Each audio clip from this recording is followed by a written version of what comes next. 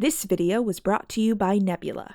About 3 years ago, in a video essay about Rogue One, I said this. Cassian's getting his own TV show soon on the new Disney streaming service, and it's going to be interesting to see what they do with it, but I hope the show explores more of the moral grays that Cassian's been living in all of his life. And in the intervening 3-ish years, as Star Wars media swung between wildly disappointing to maybe decent with flashes of brilliance, the conversation I had over and over again with friends who were also fans of Rogue One was, one of my friends would say they were excited for the show, but would probably be disappointed by it, and every time I would be like, yeah, but what if it's good?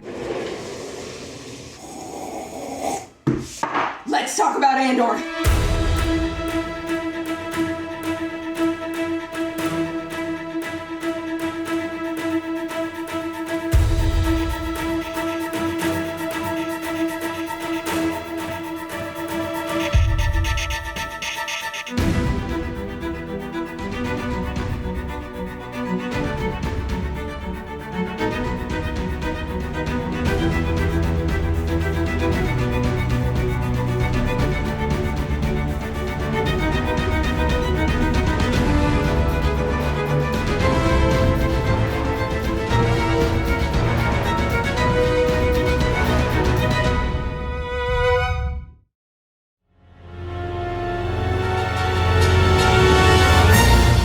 Rogue One was released on December 16, 2016 to mixed but positive reviews. It received an 84% on Rotten Tomatoes, and overall the movie was relatively well-liked and surprisingly coherent in spite of behind-the-scenes troubles. I think people's estimation of the movie grew over time in the wake of the absurdly disappointing finish to the sequel trilogy.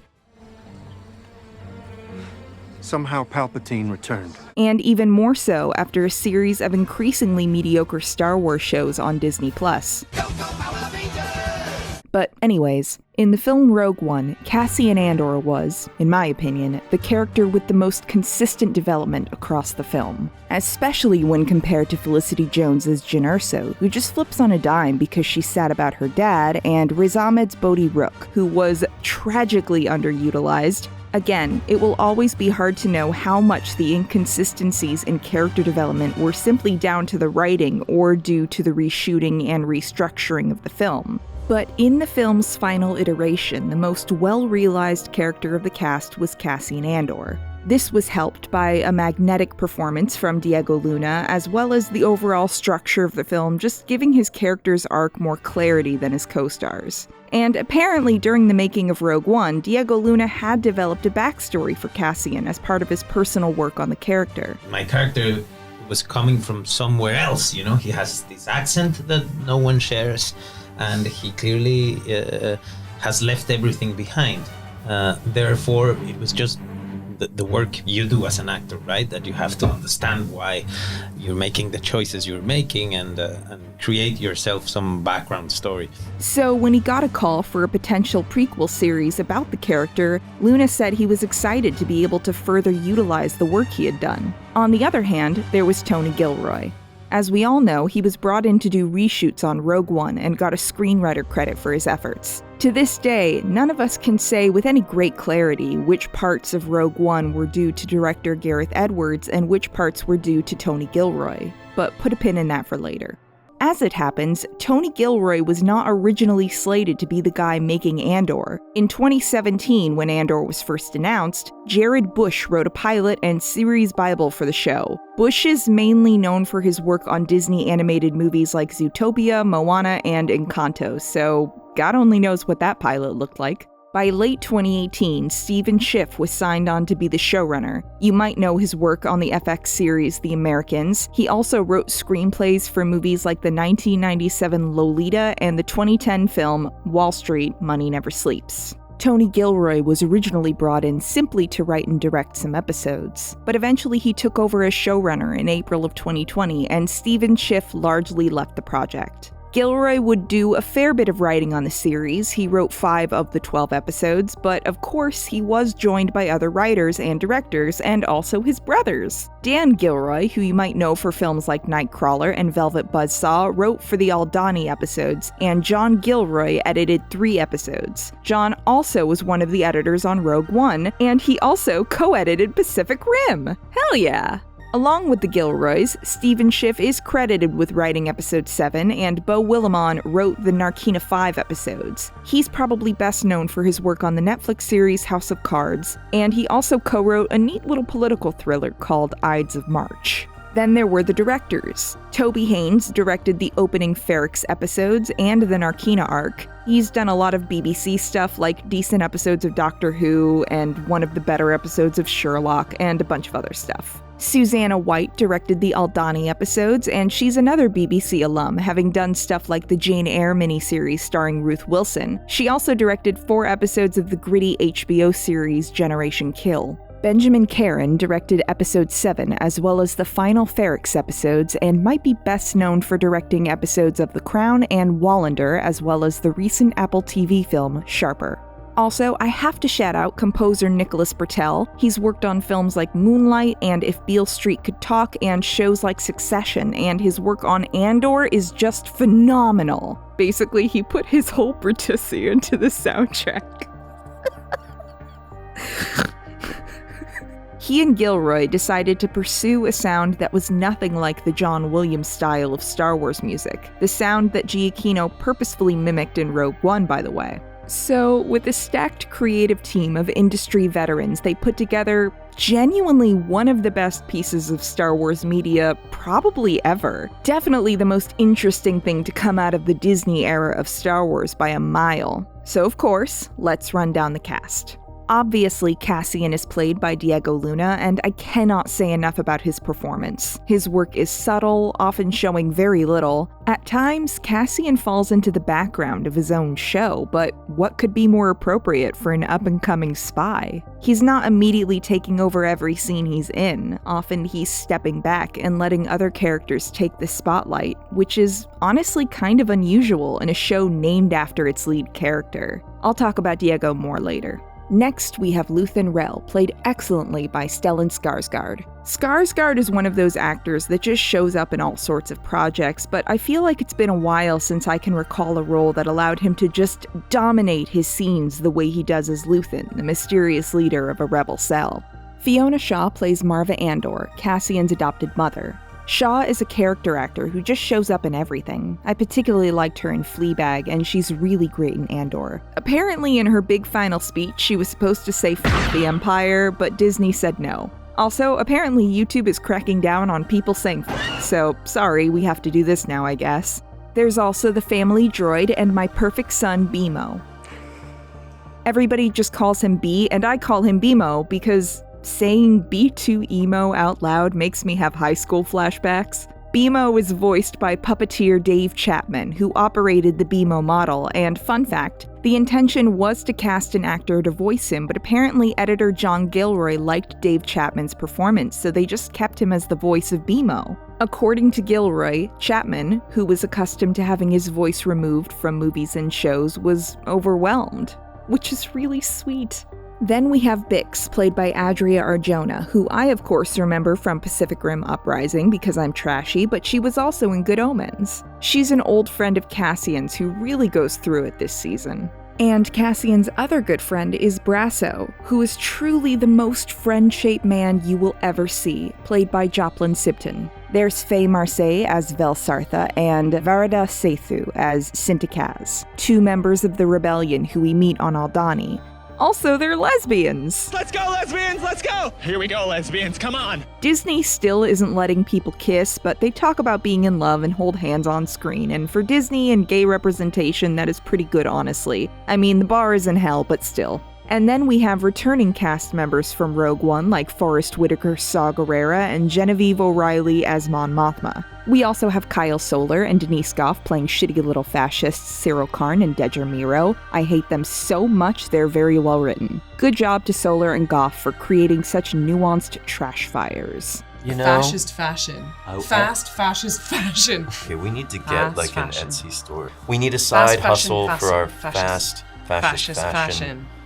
There's frankly a lot of characters on this show, but if I listed them all, this video would be really long. Or longer, anyway. So now, let's talk about the opening arc. For everybody who said the opening 3 episodes were boring... Why? Okay, but seriously, the opening 3 episodes do so much to introduce us to the world and the people that Cassian lives with.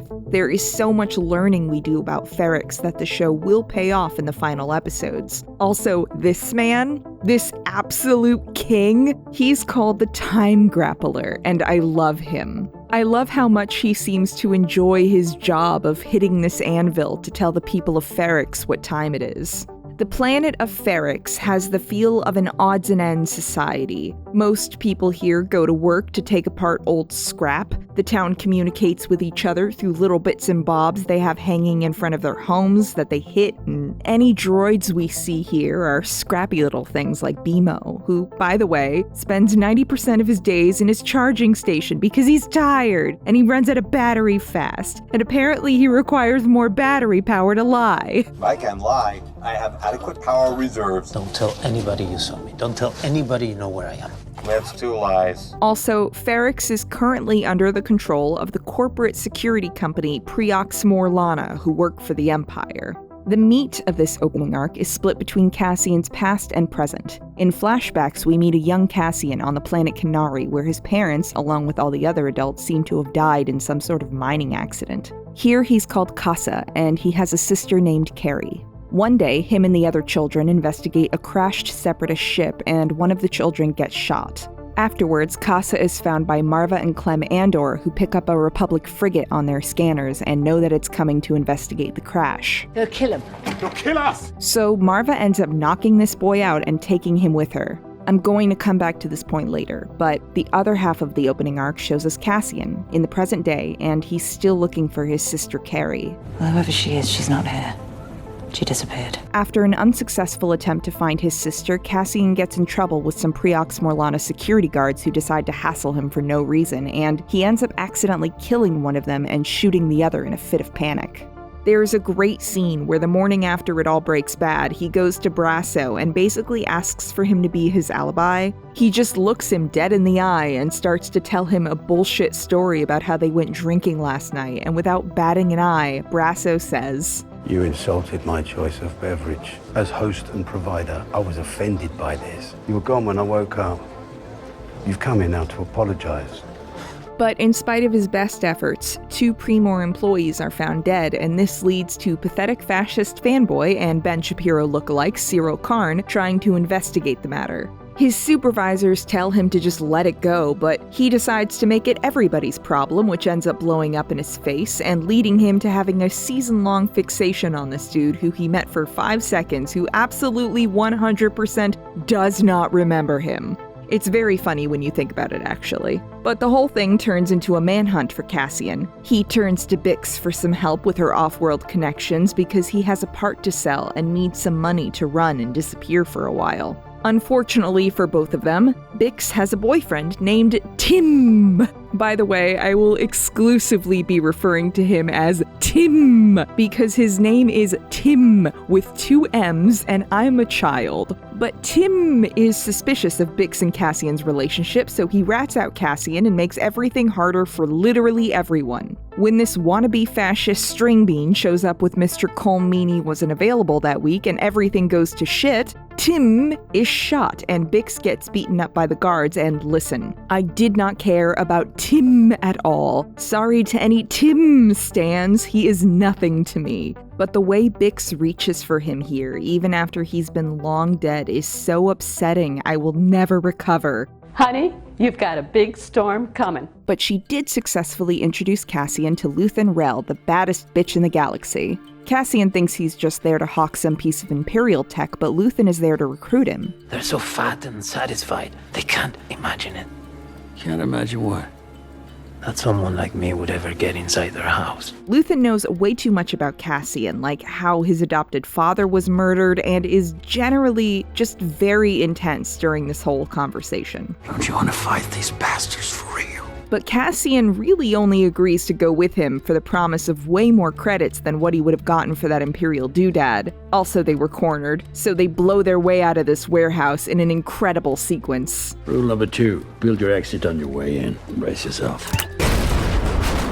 And then they bust out of Ferrix through a mixture of luck and a decent plan. My favorite bit here is that, entirely unrelated to their escape plan, Brasso, in a fit of either pettiness or simply good instincts that this might help out his friend, does a thing to mess up their shuttle, and when this poor asshole tried to fly it and crashes, the Pre-Mor folk assume it's all part of some master plan. We're under siege. They're everywhere. But the fates, or maybe forces, align, and so Luthen and Cassian get away. Over the final moments of Episode 3, we get a phenomenal track called Past Present Suite by Nicholas Bertel.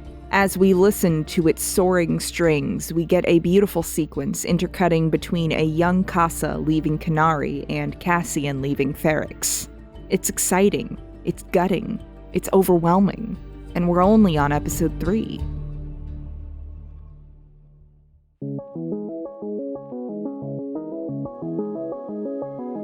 So Andor as a creation is a curious thing. A prequel to a midquel with a troubled production, and in response to Andor being, well, rad as hell, I've seen some people start to perhaps overstate Tony Gilroy's influence on Rogue One, to try and explain the good parts of it as being exclusively due to Gilroy's contributions. I didn't want to become a Gareth Edwards truther, but here we are. So let's run down the stuff we actually know.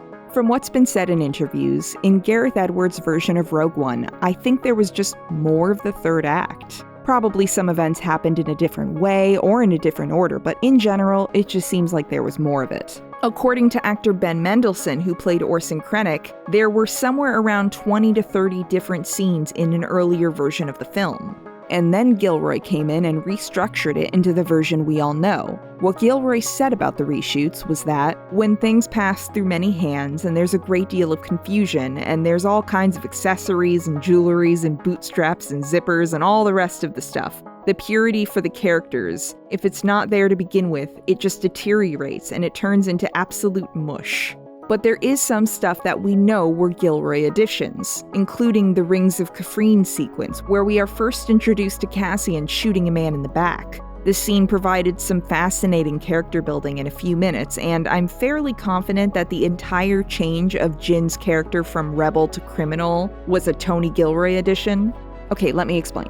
So first off, Duncan Powell, who played Melshi both in Rogue One and in Andor, said he was brought on for the reshoots and hired by Gilroy. Given he's a pretty major presence in the scene of Jyn being broken out of prison, that makes me think this entire sequence was a reshoot. Moreover, the first teaser trailer for Rogue One dropped on April 7, 2016. The teaser trailer with the now infamous line, "This is a rebellion, isn't it? I rebel," implying her rebellion status. Then the reshoots were announced in late May 2016. So I'm pretty confident Jyn the Criminal was a Gilroy addition. Honestly, at this point, looking for Melshi is a good way to spot a reshoot moment, which does lead me to believe Cassian's big speech here, Everything I did for the rebellion, was a reshoot, because Melshi is behind him the whole time. Not like insert shots to add him into the scene, no, he's there in the wide. Based on some behind-the-scenes footage, it's very likely this scene is simply a reshot version of a scene that existed in the original cut. Much like the Jyn being briefed on the mission scene, which was reshot so many times as the story was tweaked that they had a running joke on set that they were making a movie called Star Wars Scene 16, according to actor Alistair Petrie, who played General Draven. That being said, there's still so much about the behind-the-scenes and who did what that we'll probably never know. Like, there's this puzzling factoid. According to actor Freddie Prinze Jr., who worked as a voice actor on Rebels, Dave Filoni directed the final sequence with Darth Vader in the hallway. This was contested by screenwriter Gary Whitta a few days later, and I don't know what to make of this. But I do think overstating Gilroy's influence is a mistake, because people are now attributing the ending of Rogue One to him. People are now saying Gilroy was the one who suggested they all die at the end. Hell, even The Guardian just put that factoid in an article with no citation. Early on, Edwards and the creative team thought Disney and Lucasfilm wouldn't allow them to go to such a dark place, so early treatments of the script, which were never shot, had some characters surviving. But, according to screenwriter Gary Whitta, we told them we feel they all need to die, and Lucasfilm president Kathleen Kennedy and everybody else said to go for it. We got the ending that we wanted. Edwards has stated multiple times the intention was always for everybody to die, and when Gilroy has spoken about the film, he also speaks like that was always the intent. In one 2018 interview, he said, "Everyone is going to die, so it's a movie about sacrifice." And Diego Luna said when he was hired, he knew Cassian was going to die. I remember people saying like we shot different endings, and just to be clear, the day I was offered this role, I knew this was it. It was one film, and I knew what the end was gonna be. Although it might have played out differently in the Edwards version of the film. In fact, there's this little clip from some ABC featurette in 2017 that looks like it's showing a very different death for K2SO and Cassian. The particulars may have been tweaked, but the end result was always the same. They were always going to die. I just find this minor rewriting of history so odd. Like, let's be clear, I think a lot of it is just coming from Disney themselves. Gilroy's total absence from all the behind-the-scenes and press surrounding Rogue One was wild. He gets a screenwriting credit, but you won't see him once in the Blu-ray special features. Disney seemingly went out of their way to suppress his involvement and just pretend that Gareth Edwards made a cool movie and nothing weird happened behind the scenes, don't you worry about it.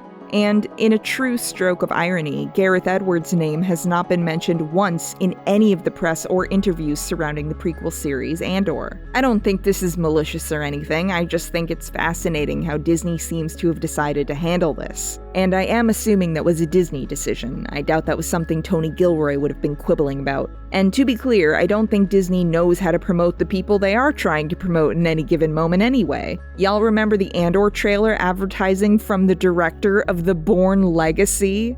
The Bourne Legacy? Where do you keep the chems? Dr. Shearing, where are the chems? I need the chems! Why not from the writer of The Bourne Identity, or the director of Michael Clayton, just as a better representation of, like, good movies Gilroy worked on? Whatever, let's talk about Aldhani.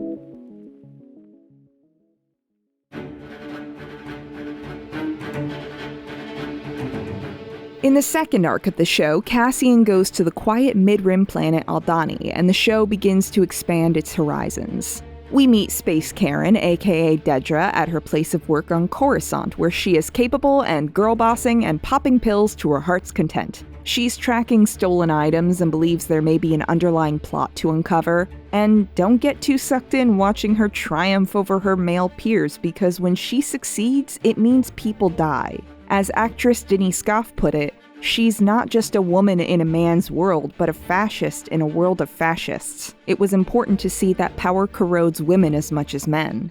We also get to catch up with the man who would invent a new slur just for you as he gets fired from his job and goes home to his equally awful mom. There is something very funny about their scenes because you can see how this woman made this horrible fascist fanboy, but he's way too deep in his bullshit for pity at this point. By the way, his mom Edie is portrayed by the incredible Shakespearean actress Catherine Hunter. And sometime lurk I in a gossip's bowl in very likeness of a roasted crab. So that's cool, I love to see her. She is truly wild here. Shame we couldn't have seen more of each other when you were flourishing. I'd have the memory to sustain me. But the bulk of this arc takes place on Aldhani. On the way to the planet, Luthen and Cassian have another incredible conversation about getting back at the Empire. I'm offering you everything you want, all at once. What is everything I want? To put a real stick in the eye of the Empire and get paid for it. But Cassian isn't sold. The ISB, the rebels, the partisans, they're all the same to him. But Cassian's options at this point are either get dropped off in the middle of nowhere or do a job for Luthen for 200,000 credits. So he agrees to do the job, and Luthen tells him to pick a new name since Cassian is a wanted man. He chooses Clem, his adoptive father's name. And Luthen gives him a blue kyber crystal as a bit of insurance. Apparently it's worth a lot. And all the rebel captain shippers went, "Oh my god, they both got a special space necklace, ah!" But anyways, when they land on Aldhani, Cassian's not particularly happy to be there, and his new cohorts are even less pleased to have him, but nonetheless, he quickly learns they're planning to infiltrate an Imperial base on the planet and steal the payroll for the entire sector. They're going to use a planetary event called the Eye, which is of great significance to the indigenous population as their cover. Now, the leader of this team of freedom fighters is one very frustrated Vel Sartha, along with her terse second-in-command, Taramin Barcona, played by Gershwin Eustace Jr. There's the highly capable Cinta and the jaded Arvel Skeen, played by Eben Moss Backrack. And there's the true believer and very good being, Karis Nemik, played by Alex Slother. There's also their inside man on the base, Lieutenant Gorn, played spectacularly by Sule Rini.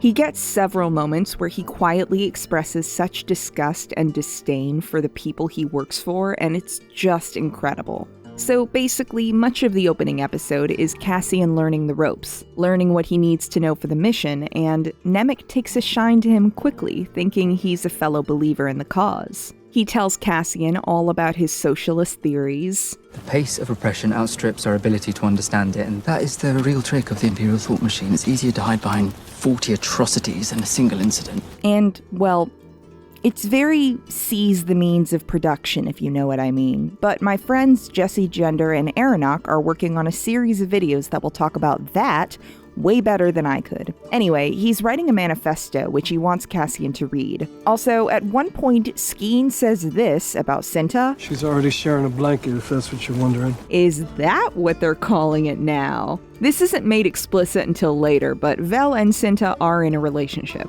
Meanwhile, Skeen is consistently suspicious of Cassian and his intentions, to the point that, as they're making their way to the base, he holds Cassian at knife point, finds the Kyber necklace, and makes a big fuss, forcing Cassian to admit that, yes, he was paid to be on this mission, but he's still planning to go through with it in spite of all the risks. You're the one that's afraid. But there's a difference between fear and losing your nerve. Make a choice. Don't use me as an excuse. Later, Skeen apologizes to him and tells him he had a brother, a farmer who was killed by the Empire. What kind of farm? Pepper trees. Centuries of them. There's also a great scene later where Nemik is kind of disappointed to realize Cassian is not a true believer in the cause, and he's being paid to be there and so on. A jaded Cassian tells him the Empire doesn't play by the rules because they don't care enough to learn them. And a frustrated Nemik says, "So you think it's hopeless, do you? We should just submit and be thankful." Do I look thankful to you?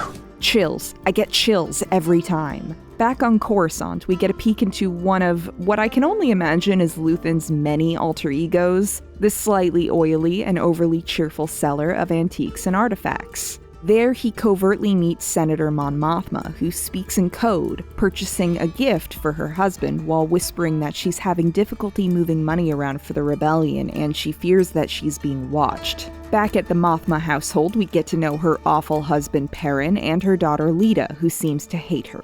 Then on Aldhani, we watch the heist play out, largely according to plan. Cassian, Skeen, Nemik, and Barcona infiltrate the base as security guards, helping to round up the locals. And Cinta and Vel have to, scale a wall and stuff to jam the base radios. The plan goes well initially. They take this guy as their hostage and get him, along with a few security guards, to load the credits on their getaway minivan, aka the Rono Trawler. But this one guy on base is too good at his job and investigates the comms being jammed. Meanwhile, Lieutenant Gorn gets to look the boss man in the face. You'll hang for this. And say this. 7 years serving you. I deserve worse than that. And it's amazing. But that one guy on base shows up with some security and it all goes to shit. In the ensuing firefight, Gorn and Barcona get shot. Nemik saves Cassian from being strangled, and then as they're escaping, the giant cases of money which weren't locked down for the flight roll back and crush Nemik. Still, he manages to give Cassian the coordinates to pilot their escape. Climb! And it's one of the most visually stunning sequences in the series. Cinta, meanwhile, is able to slip out the back door as cool as a cucumber. But Vel, Skeen, and Cassian have to decide if they're going to divert and try to get Nemik medical attention. After a moment's hesitation, Cassian agrees. When they arrive to this backwater planet and this doctor tries to save Nemik, Cassian and Skeen wait outside and have a little conversation. It starts out relatively chill, but then Skeen starts suggesting, hey, what if we just ran away with all the money and we could split it too? This is totally fine and normal, what do you mean? It's an rebellion for you. Oh, I'm a rebel. It's just, me against everybody else. Turns out he lied about his brother, and Cassian starts to back away as Skeen talks about how alike they are, and Cassian shoots him. Because it's not like he could just walk away from this conversation. I doubt Skeen would have let him live after telling him all that. What Diego Luna has said on the subject in an interview with Collider was... I mean, that's how the season starts, basically, with him finding out he has to kill this person, you know, and this is the second time that it happens, and it tells you that he's not afraid or scared of making a complicated choice like that, and he's taking care of the whole team. He doesn't know Nemik is gone, you know, and he's protecting them. He's feeling part of a team for the first time. And then he has to go inside and tell Vel. Nemik is already dead, and now so is Skeen. Basically, he says he'll take the money he was promised and leaves them the shuttle. He gives the Kyber necklace back to her, and as he turns to go, Vel tells him Nemik wanted Cassian to have his manifesto. I don't want it. He insisted. I do not know how to describe the emotion on Cassian's face here, but it is gut-wrenching. Finally, Cassian takes it and runs. Back at Luthen's shop, he hears the news of the Aldani heist and takes a moment to step into the back where he just laughs in open, naked relief. So now, let's talk about politics in a Star War.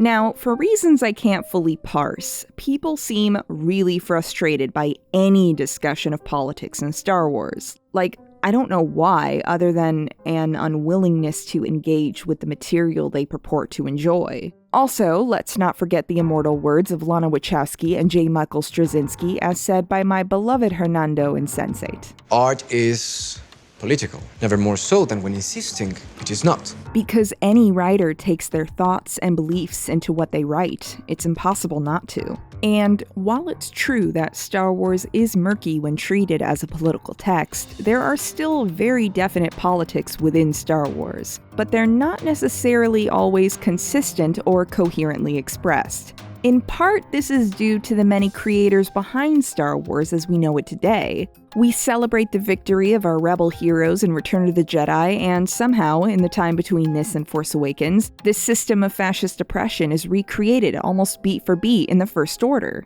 Somehow Palpatine returned. Like I'm sure if I read the novelizations, maybe they would explain, but the movies sure don't. Still, Star Wars has always had politics embedded within it from its inception. George Lucas himself imagined the Empire as a deliberate allegory for Nazis in World War II, down to their uniforms, Triumph of the Will-inspired visuals, and naming Vader's soldiers Stormtroopers, aka Sturmtruppen, specialist soldiers in the German army. But also, according to George Lucas, the rebels are the Viet Cong and America is the Empire. They're using asymmetric warfare against a highly organized empire. I think we call those guys terrorists today. When I did it, they were Viet Cong. America is so proud of being the biggest economy, the most powerful military force on the planet.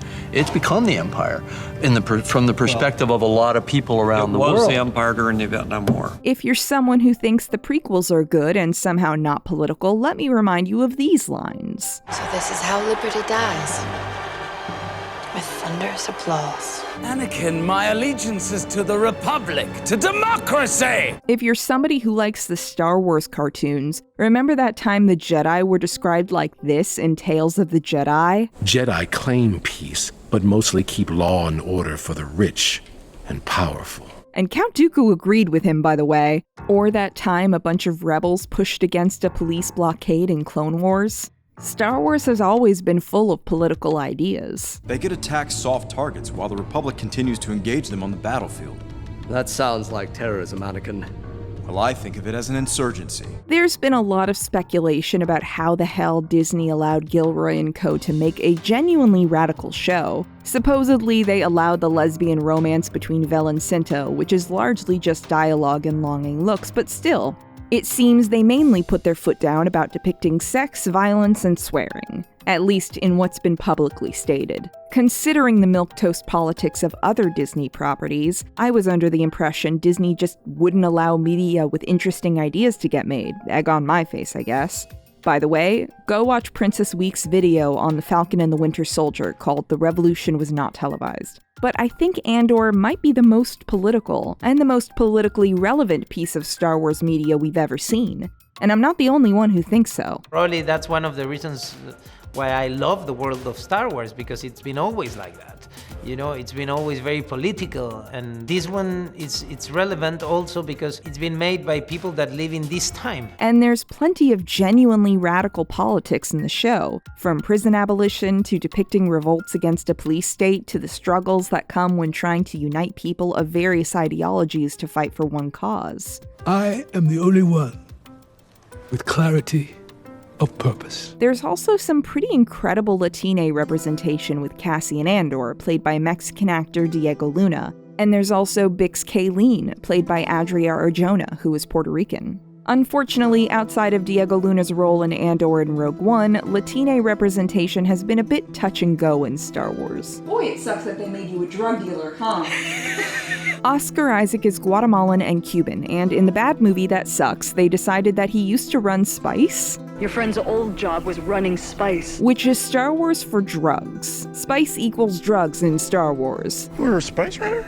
You were a stormtrooper? Were you a spice runner? Were you a scavenger? We could do this all night. In Clone Wars, we got the Martez sisters, Rafa and Trace, voiced by Elizabeth Rodriguez and Bridget Kali, who are both Latina, and in Season 7, they get an arc about drug running, and Ahsoka has to teach them that smuggling drugs is bad. They come back in a Bad Batch episode as members of the Rebellion, which is cool, I guess. And for those who don't understand why depicting Latina people as drug dealers is bad, well... We've been shortchanged for the most part. You know, obviously, we've always had to play, you know, either drug dealers, killers, murderers, or we're maids and illegal aliens, and always at the bottom of the food chain. It's a pretty big trope at this point, and a genuine limitation for a lot of Latina actors who would like to do literally anything else. Oscar Isaac even chose his stage name in the hopes of avoiding being typecast as a gangster. Instead of Oscar Hernandez, he used his middle name Isaac, which apparently led to casting directors thinking he was Jewish, so mazel tov, I guess. But many actors, from Anthony Quinn to Martin Sheen, have changed their names to try and avoid being typecast. Diego Luna said in an interview on his role in Narcos Mexico, "We're asking so many people to be patient when we shouldn't. They've been patient for decades. But stories are getting more specific, which is great news. More and more, we're caring about where the story comes from and about the reality we're trying to portray." Actor Tenoch Huerta, another exhausted Narcos Mexico alum, said in an interview, "They need thieves, they need kidnappers, they need whores. So they call the brown-skinned people to make them. And we fit under that stereotype. They're always calling me to make me the same character. It's the bad guy, always." Not to mention the actual harm that has been done by the drug trade in places like Mexico, which Luna addressed in that same interview, saying, "For this very complex machinery to work, yes, you have the drug traffickers. But you also have the government on both sides of the border allowing this to happen. For this to happen, there's someone allowing it to happen on the other side, and there is a market to feed. The biggest market is up north from where we live, so we are here. It's not that Mexicans are worse than any others. It's just that we happen to be the door between the developing world and the first world. And we are the longest border between these two very different realities. That's reality for us." So basically, yeah, it sucks that 90% of what Star Wars can imagine for Latina people is just drug dealers. But now there is also Pedro Pascal as the Mandalorian, and in Andor, we get not just Cassian, but also Bix, who is her own fully realized character, so hopefully Latina representation is improving. But there is also the issue of colorism in Latina casting, both in Star Wars and in media at large. UCLA's Hollywood Diversity Report of 2022 found that only 7% of lead roles went to Latina actors in 2021 based on the top 200 English-language releases. Meanwhile, Latina people currently make up 18% of the US population, and most of the actors finding mainstream success are light-skinned. Tena Chuerta is of indigenous descent with a Nahua maternal great-grandmother and a Purepecha paternal great-great-grandmother. And he's recently seen a lot of mainstream success after his scene-stealing role as Namor in Wakanda Forever. And it seems he's been calling out this colorism for years, criticizing those he calls white Mexicans. In a Vice interview, he said, "Because most of the Mexican actors who are in the US are white. They are upper class. They are fresas." Es que la gran mayoría de las personas con piel oscura en México se encuentran en condiciones mucho más desventajosas que aquellas que tienen la piel blanca, cuyas únicas desventajas en la vida es que se queman horrible en la playa y que no saben bailar. Diego Luna himself has a lighter mestizo complexion, mestizo being a term for people of mixed European and indigenous Latin American descent, with his mother being British and his father being Mexican. His position in Hollywood is a complicated one to be sure, and even still, just by proudly displaying his Mexican accent, he did something that was unheard of in Star Wars back in 2016. Was there ever a conversation about what accent you should use? Yeah, I think the conversation was, this is my accent. I know Diego Luna has said a lot about how much it meant to him to be a Mexican in Star Wars. A Mexican in Star Wars, come on. You wouldn't find a Mexican in Star Wars, no. And he goes like, I want you to play the guy. And I go like, really? No, that there has to be something wrong. I'm Mexican, I just crossed the border from Mexico City. I have this accent, this accent. Yeah. I mean, I cannot get rid of this accent. So he simply got to just be a Mexican dude in Star Wars. And there's this really lovely Tumblr post from user River Always Knew, who took her Mexican father to see Rogue One in theaters, and she wrote, "When Diego Luna's character came on screen and started speaking, my dad nudged me and said, 'He has a heavy accent.' And I was like, 'Yep.' When the film was over and we were walking to the car, he turns to me and says, 'Did you notice that he had an accent?' And I said, 'Yeah, Dad, just like yours.' Then my dad asked me if the film had made a lot of money. I told him it was the second highest grossing film of 2016, despite it only being out for 18 days in 2016. He then asked me if people liked the film. I told him that it had a huge following online and great reviews. He then asked me why Diego Luna hadn't changed his accent. I told him that Diego had openly talked about keeping his accent and how proud he is of it. And my dad was silent for a while, and then he said, 'And he was a main character.' And I said, 'He was.' And my dad was so happy. As we drove home, he started telling me about other Mexican actors that he thinks should be in movies in America. Representation matters. And it does. Lo que quiero es que la próxima vez que los morritos y morritas se vean al espejo, se sientan orgullosos de ese reflejo, que vean que nunca hubo nada malo en ellos, sino los ojos que los juzgaron. Si eso sucede, estoy del otro lado. Muchas gracias. Muchas gracias.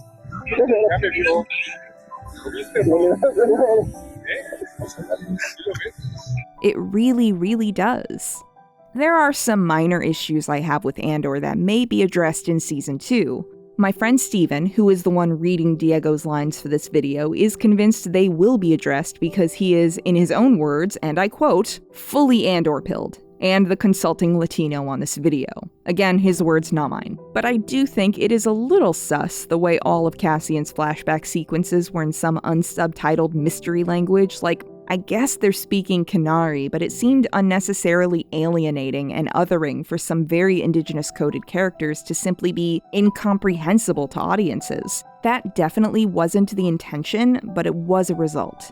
According to my friend Legal Kimchi, who is Puerto Rican by the way, in Star Wars it is difficult because there is no Latin America in-universe, so I understand the wanting to include an indigenous coded background for Andor. I like that actually. A nod to our Latine mixed indigenous heritage, but the lack of subtitles and mystery in his background leads to a certain othering. Also, I remember reading some quote from Gilroy. I can't find it now, but he said this scene was the first time Cassian had ever seen his own reflection, and that's why he gets upset, which is ridiculous. This boy never saw his reflection in a body of water ever. But the big thing is that Marva steals this very indigenous coded child from his home based on a lot of assumptions. Like, yes, she thinks she's helping, but she literally drugs and kidnaps a child, and then later tells him he should stop looking for the sister who he was separated from against his will. Stop searching for your sister. It's a fantasy. That sucked. I'm all for complicated characters, and maybe season 2 will actually address that in some way, but I waited all of season 1 for somebody to say something about it, and nobody did. And just look up Australia's stolen generation, look up residential schools, and the number of times in history when white colonizers stole indigenous children from their families, supposedly for their own good. I am all for Marva being a complicated mother, as long as the show acknowledges she was far from perfect and assumed she was saving a child while kidnapping him. Anyway, let's talk about the volume.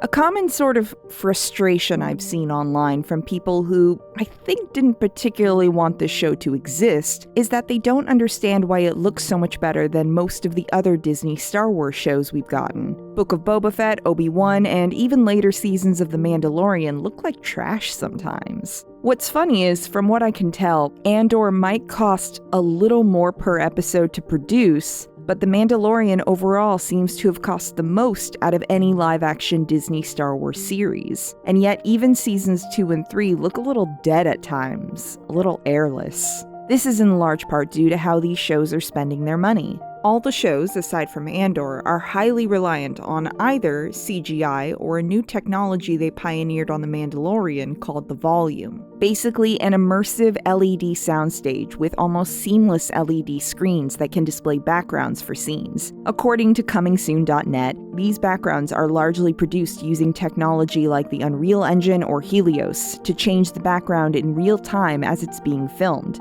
The process of using the stage and integrating these technologies and special effects with the filmmaking process is known as stagecraft. Basically, the Volume is using video game tech to have a lively background augmented by some bits of set. When it works, it's pretty seamless. Mando riding a speeder through a desert looks great. The problem, it seems, is that sometimes these shows are becoming overly reliant on the Volume, or just overly reliant on CGI in general, because man, parts of Obi-Wan looked awful. Same goes for Book of Boba Fett and Season 3 of The Mandalorian. In an interview with some of the production team for Andor, production designer Luke Hull said, "The Volume is an interesting piece of kit. It's a very expensive piece of kit, and I don't want to get into the details about it, but if you're not using it enough on your project for the right reasons, then it's just a very expensive in-camera VFX. So, compared to other Star Wars shows, Andor was largely shot on location and on built sets. Green screens were mainly used for set extension, and the only real CG-heavy bits were the eye sequence in Episode 6 and Luthen's ship fight in Episode 11. Much of the sets were built at Pinewood Studios, some Coruscant scenes were filmed at Canary Wharf, Aldhani was, I think, largely filmed in Scotland. I'm pretty sure this quarry in Derbyshire was where they shot some Narkina stuff, and Cleveland's was where they filmed Niamos. Tony Gilroy said of this decision, "We want reality. We want to make the galaxy real. We're just saying that everything that's happening is happening to people. We're going to see people that are just absolutely thrashed by the Empire. We see a variety of planetary cultures that are destroyed in what will be reminiscent of colonialism in many ways." And, shocker, sets and practical locations just look better and more tactile, because they are. While I get with a show like The Mandalorian, maybe they don't want to put another man in a tin can in the desert, considering it was hell on Anthony Daniels back in the day, there are times when the Volume can be very practical, but using it all the time leads to a world that feels flatter. And, while we're on the subject of behind-the-scenes stuff, I don't have a good segue for this, but allow me to yell about Nicholas Britell some more. I know I mentioned him already, talked about a favorite track, past and present suite, But what Bertel is doing on this show is so good and so layered. I mean, first off, Star Wars has never really grappled with the idea of pop culture in universe, at least not in the movies and stuff. But now there's the track Niamos. There's the Morlana mix, which is featured in the club on Morlana in episode 1, the Coruscant Lounge mix, which plays at Mon Mothma's party in episode 8, and then the Galaxy mix when we arrive on Niamos in episode 7. And so there's just this song that's popular enough that they have different mixes of it playing in nightclubs and fancy parties. Isn't that neat? Now, is it jizz music? The canonical name of a genre of music in Star Wars that Max Rebo and his band played at Jabba's palace?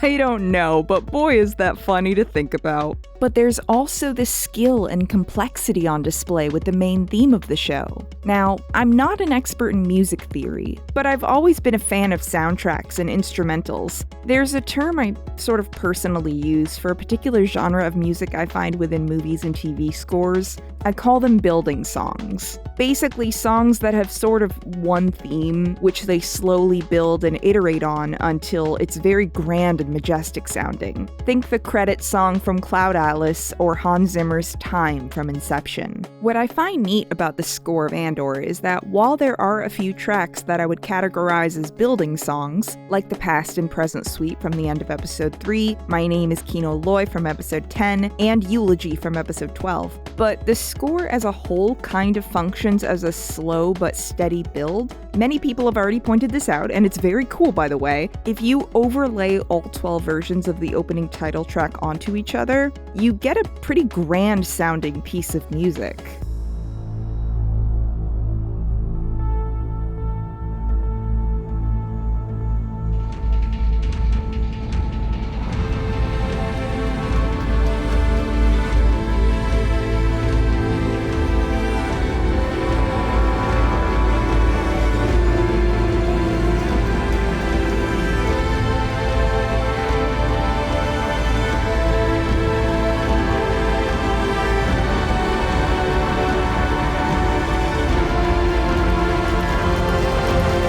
The whole score is slowly coming together piece by piece. Like the rebellion itself, it is slowly building into something. We moved from genre to genre, instrumentation to instrumentation, from jangling percussion to cellos and strings to uneasy synths to a brave but unsteady brass band. But it isn't fully there yet. Bertel said the opening was asking a question we didn't yet know the answer to.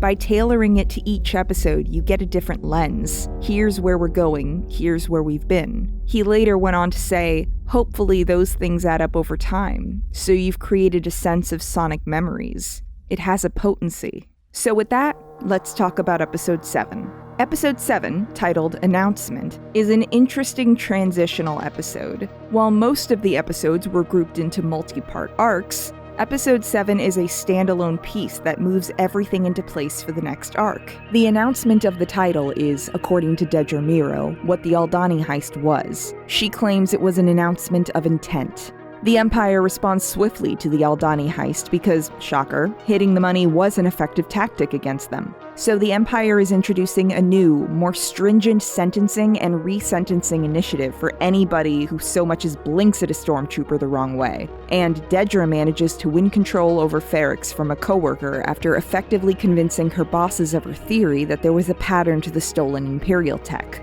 At the same time, the wearer of the world's worst necktie starts working at the world's most pathetic office job. Just look at him in his shitty little future cubicle.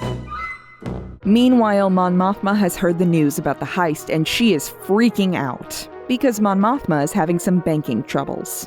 By the way, since I've now watched all the Star Wars cartoons, I would like to personally thank Tony Gilroy on my hands and knees for not bringing the banking clan into Mon Mothma's banking issues. The moons, as depicted in the cartoon specifically, are some of the most anti-Semitic character designs I think I've ever seen. Add in how they talk. We have confirmed that Rush Clovis was on the Jedi ship. They have the files. But they need more than just files to incriminate us. That will only take them time. And shit like this. Corruption discovered at the core of the banking clan. Just Thank you, Mr. Gilroy, for never once bringing up these horrible little caricatures. If you want to learn a little about these anti-Semitic stereotypes that are older than dirt, watch my Much Ado About Nothing video and my tangent about Shylock. But basically, Mon Mothma is stressed, and at one of her many fancy events full of people who say things like this, "The Emperor's primary charge is to protect us, is it not?" If you're doing nothing wrong, what is there to fear? I'm fearing your definition of wrong. She meets up with her old friend from Chandrilla, Tay Kolma. He's apparently more outspoken against the Empire than she is, at least publicly. Under the guise of childhood reminiscing, she tells him she wants his help funding a Chandrillan charity organization. I'll ask you to be chairman. It will appear to be another of my benevolent and useless irritations. When he asks what they're really doing, she simply tells him they're raising money, and he's best not knowing the rest. Or perhaps you find my politics a bit strong for your taste. She tells him that she's being watched and that they can't trust her husband, and Tay agrees to help. We also catch up with Vel, who cleans up really well, by the way, and Luthen's assistant Clea Marquis, played by Elizabeth Dulau. I haven't mentioned her because she hadn't been featured much up to this point, but in this episode, we start to see just how many plates she's got spinning. Vel wanted to see Luthen, she wanted him to be angry about the people they lost, and she wants to know where Cinta is. Clea tells her the deaths are sad, although Luthen never really trusted Skeen and Cinta is busy. Then she tells Vel her next assignment is to track down the man she knew as Clem, aka Cassian. He's a loose end, and he knows Luthen, so... You mean kill him? This is what revolution looks like, Vel. And then there's Cassian, who just doesn't fully grasp how bad it is in Ferrix, as he returns in the dead of night to grab Marva, pay his debts, and go. Marva tries to tell him how dangerous Ferrix is now, but Cassian's just excited they have money to be able to run. He says they can go somewhere warm, where the Empire isn't lurking, but Marva is hesitant. She puts him off until the morning, and he goes to see Bix. Bix is tired and beaten, still visibly bruised from her encounter with those ISB agents. She's the one who finally drives the point home that Ferrix is fucked, and Cassian can't be here. People blame him for the Imperial occupation, because he killed those two corpos and came to Ferrix to hide. Realistically, it was only a matter of time before they came. Cassian was only the excuse they needed, but Bix says some might turn him in for a buck. She also tells him she doesn't know how Luthen knew all that stuff about Cassian, but he didn't learn it from her. And this scene is just so sad, because while these two clearly care for each other, the situation is too messed up for either of them to say much more than good luck, as Cassian hands her the money he owes her, Brasso, and a few others, and then leaves. He needs to forget about me, and that goes for everybody. I've done it before. On his way back home, as he hides from stormtroopers, we get a brief flash of a day when people were protesting the Imperial presence on Ferrix, probably not long after Order 66. Cassian's father Clem told him they would just plant their silly little flag and leave. But he tried to calm the angry crowd screaming at the soldiers.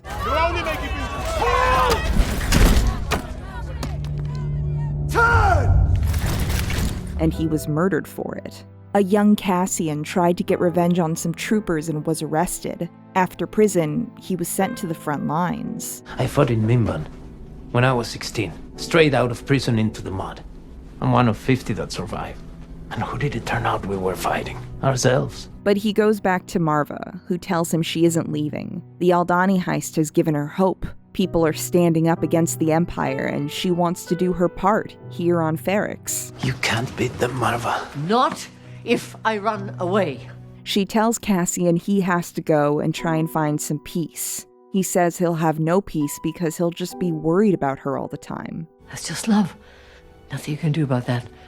She has to stay, and he has to go. So she tells him she loves him, asks him to try and understand. He says he doesn't, and he leaves.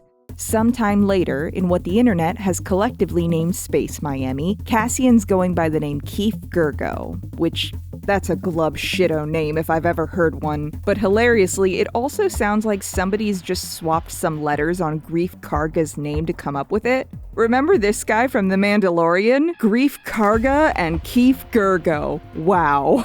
Anyways, Cassian's got all of his money and supplies hidden in this little hotel room, and he still has Nemec's manifesto. But while he's out walking on the beach, some people go running past him, running from some soldiers, and he gets grabbed simply for looking suspicious. A KX droid nearly chokes him, and he's sentenced to 6 years for nothing at all.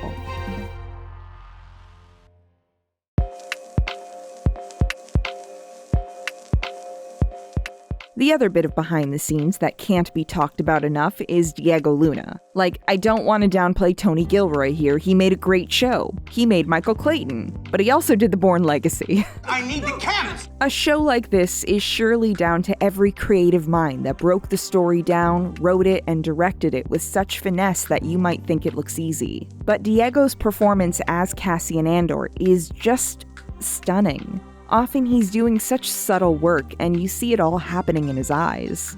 I've followed Diego Luna's career pretty much since 2004 when I saw him in The Terminal. He's just a sweet minor character in that, but he's constantly shown up in interesting roles over the years in films like Frida, Milk, The Book of Life, or as a minor character in the 2016 film The Bad Batch. No relation to the cartoon. I still need to watch more of his Spanish-language films, but obviously, classics like Y tu mamá también and Rudo y Cursi are a must-watch. A lot of his work I arrived too late, mostly because I was a little young for films like Frida and Y tu mamá también when they were released, and also, he was in the masterpiece, the pinnacle of cinema, Dirty Dancing Havana Nights, which, to be clear, is a terrible movie that I have great affection for. And Diego Luna hates every time somebody brings it up in an interview. Because you were in Dirty Dancing Havana Nights. Oh no, I gotta go. Sorry. He's also directed movies like Mr. Pig and Cesar Chavez, executive produced TV shows like Pan y Circo and Everything Will Be Fine. He runs a production company with his best bud, Gael Garcia Bernal. And a bit that puts him in my good books personally is that he is also 100% a Rebel Captain shipper like the rest of us. Thank you so much for getting those plans to Leia. Mm-hmm. Just so grateful. Really appreciate it. I mean, you should tell Jean, but yeah. En esta ocasión mencionaste que Jean y Cassian eran como un espejo y que ese reflejo dolía. ¿Crees que habrían logrado conectar aún más gracias a sus experiencias de vida compartidas si hubieran tenido más tiempo? Obviamente. Sí, qué buena pregunta. Obviamente, yo creo que ese abrazo simboliza todo lo que pudo haber sido y no fue, ¿no? Y todo lo que a la vez fue, porque ese abrazo lo significa, ¿no? Hicieron algo y fueron parte de algo juntos, y esa unión creo que perdura, ¿no? Por siempre. And that's just fun for me personally, but we also know that Diego did have some input on the writing of Andor. According to an interview with Slash Film, when I was invited to play Andor and to be part of the production team of Andor, it was 4 years before we were ready to tell a story. So yes, of course I've been involved in many conversations. I've been part of the whole process of the writing and putting together the team and the execution and the post-production and finalizing it. In another interview with Variety, he said, producing a show like this can mean many things, because everything is happening at the same time. Sometimes I'm the eyes of the set, the eyes of Tony Gilroy, because he's writing and I'm on set, and I can call him and say, look, this is happening, I'm feeling this, there's a lack of clarity here. Or like, man, this just happened, it's amazing. Take a look at it because this might inspire you for what you're writing. I have a chance to see things from the days I have time off, like no other producer on the show. I can stay home and I can think about stuff and I can come back with ideas that by being there every day, you couldn't see. It's difficult to define exactly what I do. It's about having an opinion when your opinion matters. When there's time for that opinion to shape things. As an actor, mostly, every time you come up with an opinion or an idea, it's a little too late. And from the sounds of it, this production has been non-stop and very taxing. In one interview, he said when episode 6 was released, he was doing press for the show while still doing the Spanish looping for episode 12 and rehearsing for season 2. Also, this is a silly point, but he's a great cook. His best thing is chilaquiles. You were on the ground in Mimban for 6 months. You came in as a cook. like, I don't know if that bit was based on his suggestion, but given his excitement about utilizing the backstory he came up with for Cassian, I think it's a safe bet that at least some of the Casa stuff was from him.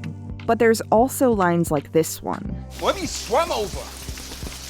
Swim over, Scrono. Or there's Cassian getting racially profiled while walking on a beach. We may never know where and when he was having input, but there are times where I'm inclined to credit him. He's made his politics pretty clear over the years. He directed a film about civil rights activist Cesar Chavez, and he was going to Zapatista protests when he was a teenager. For the uninitiated, the Zapatista Army of National Liberation, or Ejército Zapatista de Liberación Nacional, EZLN for short, was an uprising against the Mexican government in 1994. The movement, largely based in the state of Chiapas, was for indigenous rights, land, and freedom. After the initial uprising and the taking of 7 municipal seats in Chiapas, the movement would continue in nonviolent protests and forming their own independent government, which, as far as I know, still exists to this day. According to a GQ article, with the encouragement of family and teachers, a teenage Luna would skip school and join the protests. He and his classmates mobilized, independently organizing events, protests, concert fundraisers, food drives to support the residents of Chiapas. In 2019, he was even invited to a Zapatista-held film festival.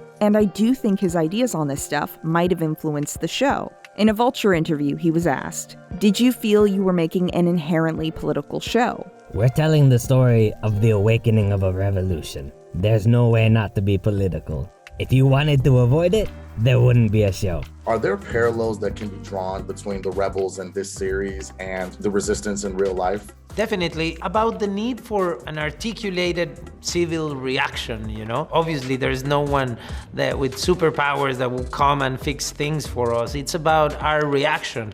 It's about what we can do together, you know? About the strength we have in our numbers and about the work you can do with her and in your community, you know? And now I'm going to tell you all to watch Legal Kimchi's excellent video on rebellions versus revolutions, because that's a complex distinction to make. But I think Diego Luna's input on the writing of the show might be found in moments like this. They can't imagine it, that someone like me would ever get inside their house. Also, on a far, far less serious note, I just have to mention, y'all remember Diego Luna's wanting to touch Jabba the Hutt? Yabba. I've always wanted to touch him. Like the texture of Yabba is something I need to discover. Like, Yabba, come on. Touching his, you know, like his belly. Like, oh, I was so tempted. And the texture. I'm just like... The texture, I'm very curious to actually touch that texture. I don't think he'd have a nice tongue. First off, Diego, as far as we know, has not touched Jabba. I moved on. It's over. It's not happening. And I'm okay with it. Thank you for asking. Which is a tragedy. I hope sometime before Andor is completed, they invite him to wherever they store the Jabba puppet so he can discover the texture. But, with all that being said, Internet, I'm addressing you directly now, we have had our fun. Now we, the Internet, must stop. We can have our little Yabba memes in private, but we got to leave this man alone. People have been sending him Jabba merch ever since, and just look at this poor man's face as he has to explain on live television, no, he is not sexually attracted to Jabba the Hutt. I mean, but that was one interview. I was asked and asked and asked about Jabba. It suddenly started to feel like I was in love with Jabba. And it's not, I'm sorry. What's the best gift for Diego? He turned 40. Oh, you're Jabba. You're like, no! Like, check out what he said in this One Up Rocks interview on the subject. Well, we are all rooting for you to finally meet Jabba in this series. I hope that happens.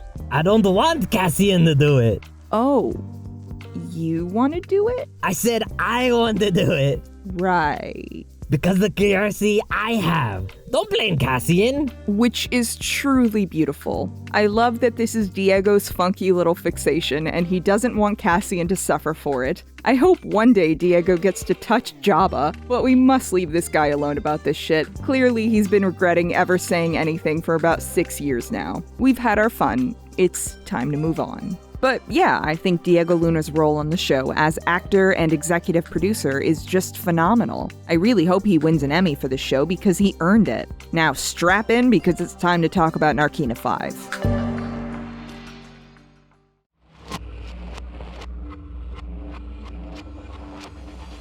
The Narkina 5 arc is when this show went from great to exceptional, and it's some of the most gut-wrenching storytelling I've ever seen. Cassian is placed in a prison called Narkina 5, one of the 5 prisons set in the middle of the ocean on the planet Narkina. Here, prison wardens walk around in these big rubber shoes to protect themselves, while prisoners are barefoot and vulnerable at all times to the prison's main form of punishment, basically getting electrocuted through your feet. They call it getting fried. But the floors in this entire prison can become a punishment or death sentence with the push of a button, and the prisoners are always at risk. Anytime the prisoners are told on program, they must stop what they're doing and stand with their hands behind their head. In this hellhole, the series gives us a penal system that is part prison, part concentration camp, and part Amazon warehouse. At this point in the season, we don't know what the prisoners are building, but on each of the 7 floors of this prison, with its 7 rooms per floor and 7 tables per room, there are groups building these mechanisms, and whichever group builds the most gets flavor in their food that day, and whichever group builds the least gets fried as punishment. At night, prisoners are forced into open units with no privacy to speak of. The central aisle of these areas is yet another electrified floor, forcing them to remain inside their units at night or risk death. And with that, let's talk a little about the prison industrial complex. Most American prisons utilize what many call the slavery loophole in the 13th Amendment.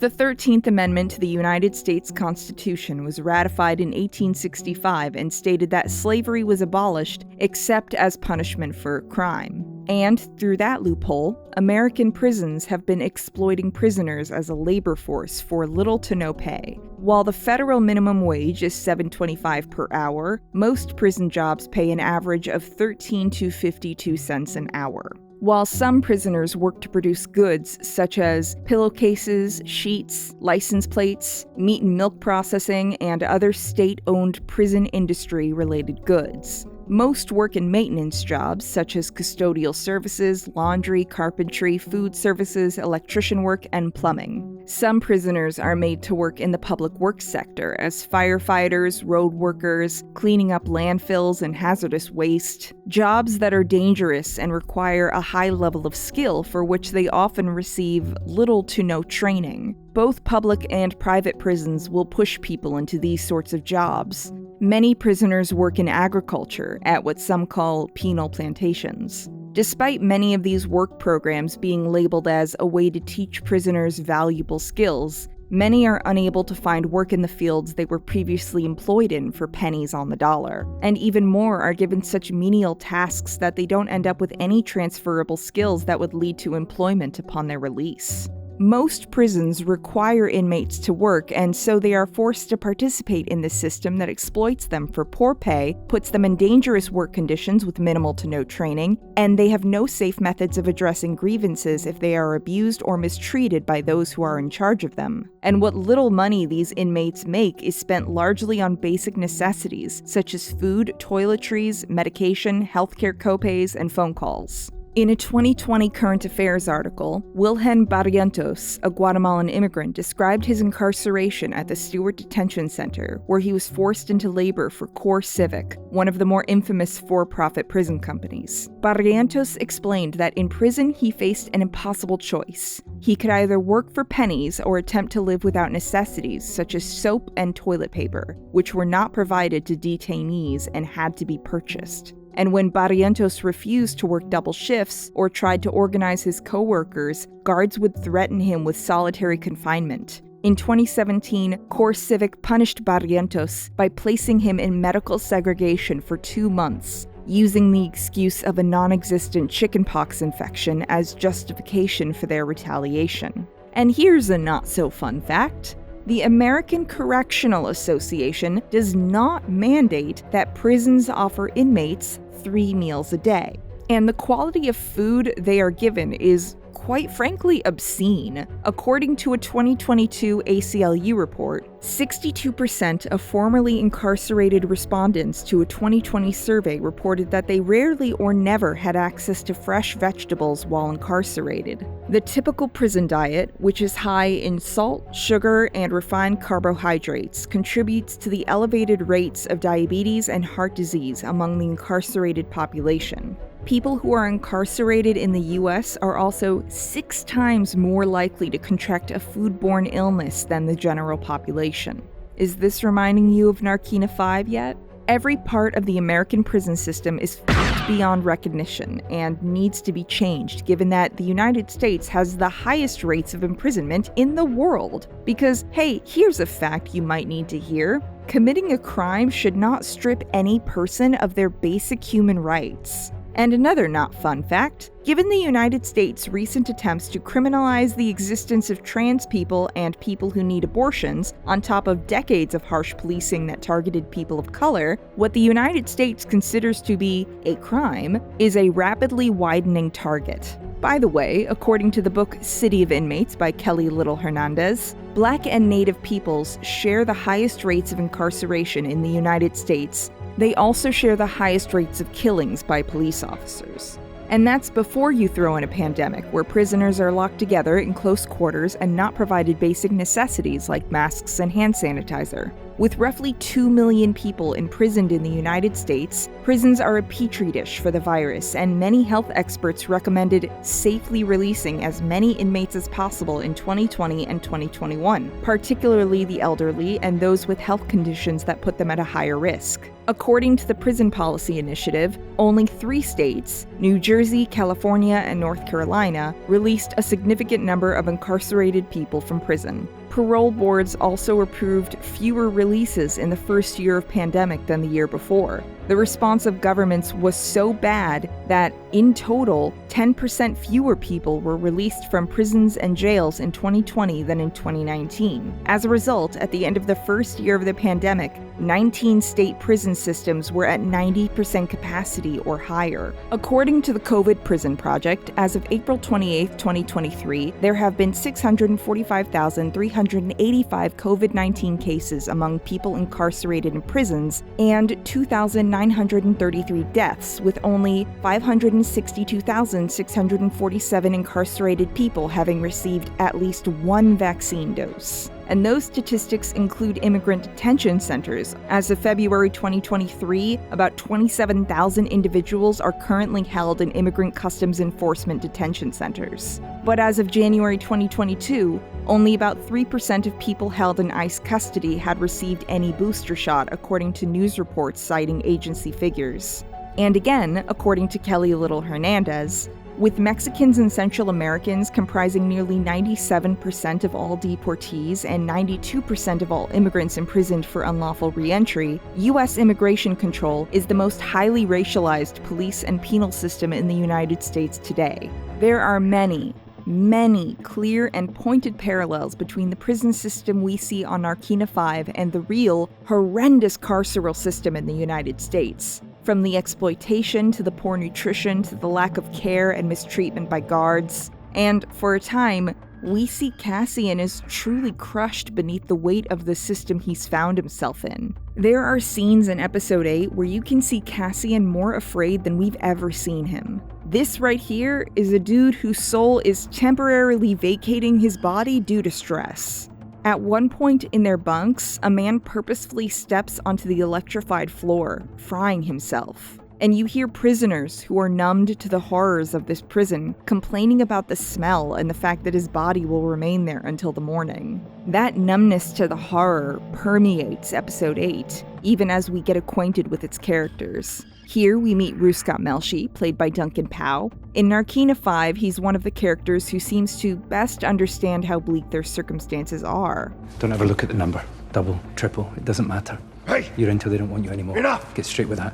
And throughout this arc, it seems him and Cassian bond. Although we get very little in terms of their interactions, there is a lot of meaningful eye contact. I hope in Season 2 we get more of this dynamic. I'm very interested. We also meet Keno Loy, played by Andy Serkis. Serkis was hesitant to return to Star Wars, particularly because he was worried people would start trying to connect this character with the villain of Force Awakens and The Last Jedi, Supreme Leader Snoke, who was a motion capture creation, one of Serkis's career-long specialties since the technology was pioneered for his performance as Gollum in The Lord of the Rings. He was correct to be worried because fans instantly were theorizing how Kino Loy became Snoke. Fans in general were absolutely thirsting for the usual fan service Easter eggs we've been getting from Disney Star Wars, and fortunately Andor was interested in no such thing, so... I was very concerned for the fans that the rumor mills, the Snoke theories would start flooding in and people would be sort of starting to piece together,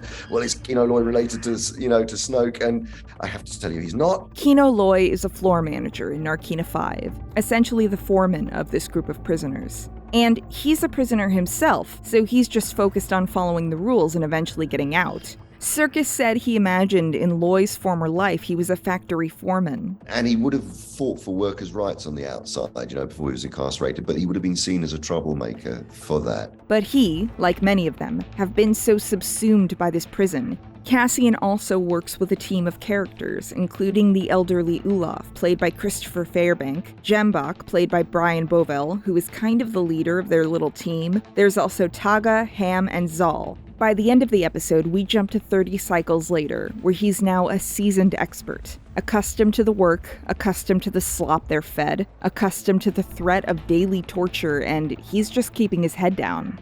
For now. One of my favorite things about this arc is how, despite the prison incentivizing animosity between the inmates, literally pitting them against each other for decent food or the threat of torture, in spite of that, there is no animus between prisoners. A few minor squabbles, but we don't get the trope of the prison bully or the cafeteria fight or what have you. In fact, prisoners from other floors communicate messages to each other through sign language while they wait in these long hallways every day. Although the prison encourages infighting, these people are already working together wherever possible. Also, it's a little thing, but did you notice how, whenever Cassian is on program, he holds himself with his hands barely touching the sides of his head? And often when they activate the floors, you'll see him stand on that floor until the last possible second. Cassian is always doing the bare minimum of compliance unless he's trying to stay under the radar, and I love it. In episode 9, we see Cassian, Melshi, and another prisoner, Burnock, have already started to formulate an escape plan, but they need more information about the prison. Information that Kino, as the foreman, might have access to. Throughout the episode, Cassian pesters Kino, asking how many guards are on each floor, and Kino just stonewalls him, telling him he's better off waiting out his sentence. In one particularly gutting scene, Cassian says nobody's listening. With the ever-present threat of the floors, they're overconfident in their control, and with the resentencing initiative, they have an endless supply of cheap labor. We are nothing to them. We're cheaper than droids and easier to replace. Meanwhile, Olaf's sentence is almost up, but he's not doing well. He seems forgetful and has more difficulty with the quick precision of their daily builds. Kino seems to see Olaf struggling and genuinely tries to help by reminding him that he's almost free. You are the next man out. You are the shortest of the short. But at the end of a workday, while they wait in that long hallway, something strange happens. The power is cut, and prisoners from other floors are frantically signing something that Burnock and Taga can't quite figure out. Kino tells them all to shut up and stop freaking out over nothing. How many hands does it take for one word to get through up here? The next morning, they learn a whole level was fried. 100 men were killed and nobody knows why. And Kino in particular is horrified. He really thought as long as the prisoners were good and served out their sentence, they would be fine. Cassian coaches him to say nothing so the guards won't hear them talking. We have heard nothing. It's just another day, another shift. It's here where Olaf collapses at the end of his shift, but everyone at the table covers for him, trying to keep the guards' attention away from the man who is clearly dying. Olaf, look at me.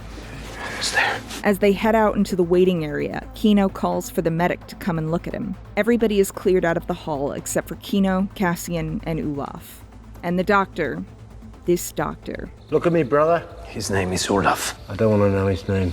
Kino keeps stressing that he's only got 40 shifts left. They just need something to get him back on his feet. The doctor, whose name is Rasiv, says that's not an option, and he says Olaf is lucky to go out this way. Another week like this, And you'll be begging for what he's getting. And with that ominous rejoinder, they ask him what happened to the men on level 2. He tells them a man who had just been released on level 4 was immediately put back in on level 2. When word got out, they killed them all.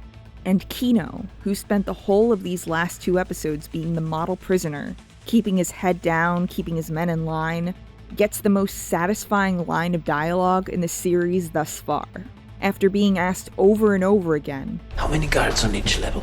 How many guards on each level?" Cassian asks him one more time, "How many guards on each level?" And Kino replies, "Never more than 12. When I tell you I screamed and punched the air, like holy shit. But I need to talk about the medic. I said Narkina was part concentration camp, and never was I more reminded of this than when we met Russiv. I can't help him. I can't help anyone. In Olga Lenyel's book, The Five Chimneys, she describes her time working as a nurse in Auschwitz in the bleakest of terms. With limited to no resources and Nazi guards breathing down their necks, often their best option was to literally kill a patient. The most poignant problem that faced us in caring for our companions was that of the accouchements. As soon as a baby was delivered at the infirmary, mother and child were both sent to the gas chamber. That was the unrelenting decision of our masters. Only when the infant was not likely to survive, or when it was stillborn, was the mother ever spared and allowed to return to her barrack. The conclusion we drew from this was simple. The Germans did not want the newborn to live. If they did, the mothers too must die. One day we decided we had been weak long enough. We must at least save the mothers. To carry out our plan, we would have to make the infants pass for stillborn. Even so, many precautions must be taken, for if the Germans were ever to suspect it, we too would be sent to the gas chambers, and probably to the torture chambers first. And the way the medic Russiv talks to Kino and Cassian, saying he doesn't want to know Olaf's name, telling them killing him is kinder, and that was all he could do, reminded me viscerally of Olga Lenyel.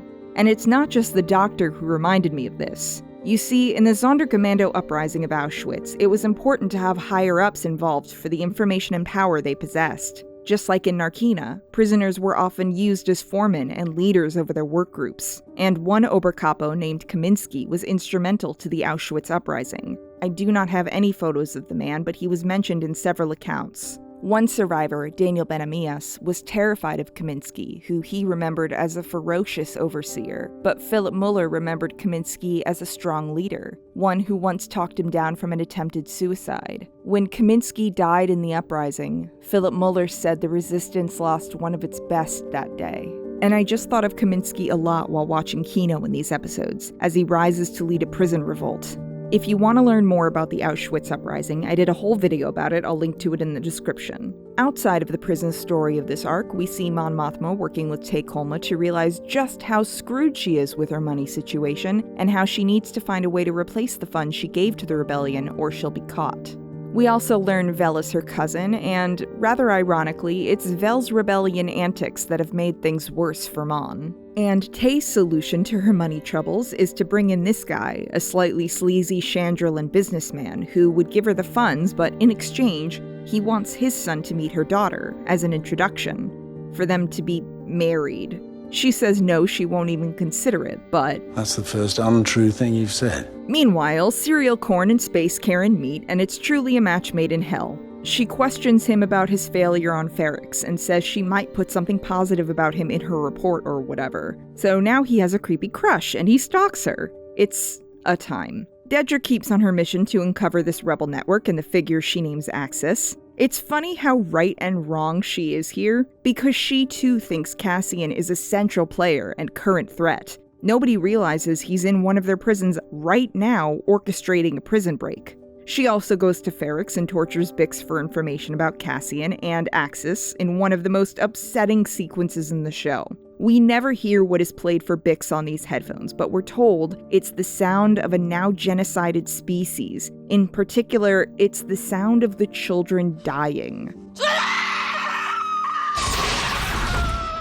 At one point, they question her about this man, Anto Krieger, and it's clear that no matter what she does, she's screwed. And she has no idea who this guy is. But Luthen knows him. Luthen, who is still anxious that Cassian is out there somewhere knowing too much about him. Are you guessing? And you're slipping. I'm not slipping, Leia. I've just been hiding for too long. Afterwards, Luthen goes to meet with Saw Gerrera to plan a joint mission with Anto Krieger to attack an Imperial power station at Spellhouse. And in exchange, he's going to give Saw supplies. Saw doesn't want to work with Krieger because he says he lacks a clarity of purpose. Speaking of clarity of purpose, back in Narkina, Cassian says tomorrow they need to move on their plan. Kino is still shell-shocked, but Cassian tells him tomorrow is their best chance. He says the people running this prison are afraid, that they just killed 100 men to keep them quiet. I'd call that power. Power doesn't panic. I'd rather die trying to take them down than die giving them what they want. In their bunk that night, Cassian tells them all that Olaf is dead, that the rumors are true and they're sending men back into prison after their sentence is up. And Kino finally cracks, yelling at everyone. No one is getting out! He speaks from his bunk, and in an excellent detail, you can hear his words being passed down the hall as he speaks to the whole floor and tells them it's all true.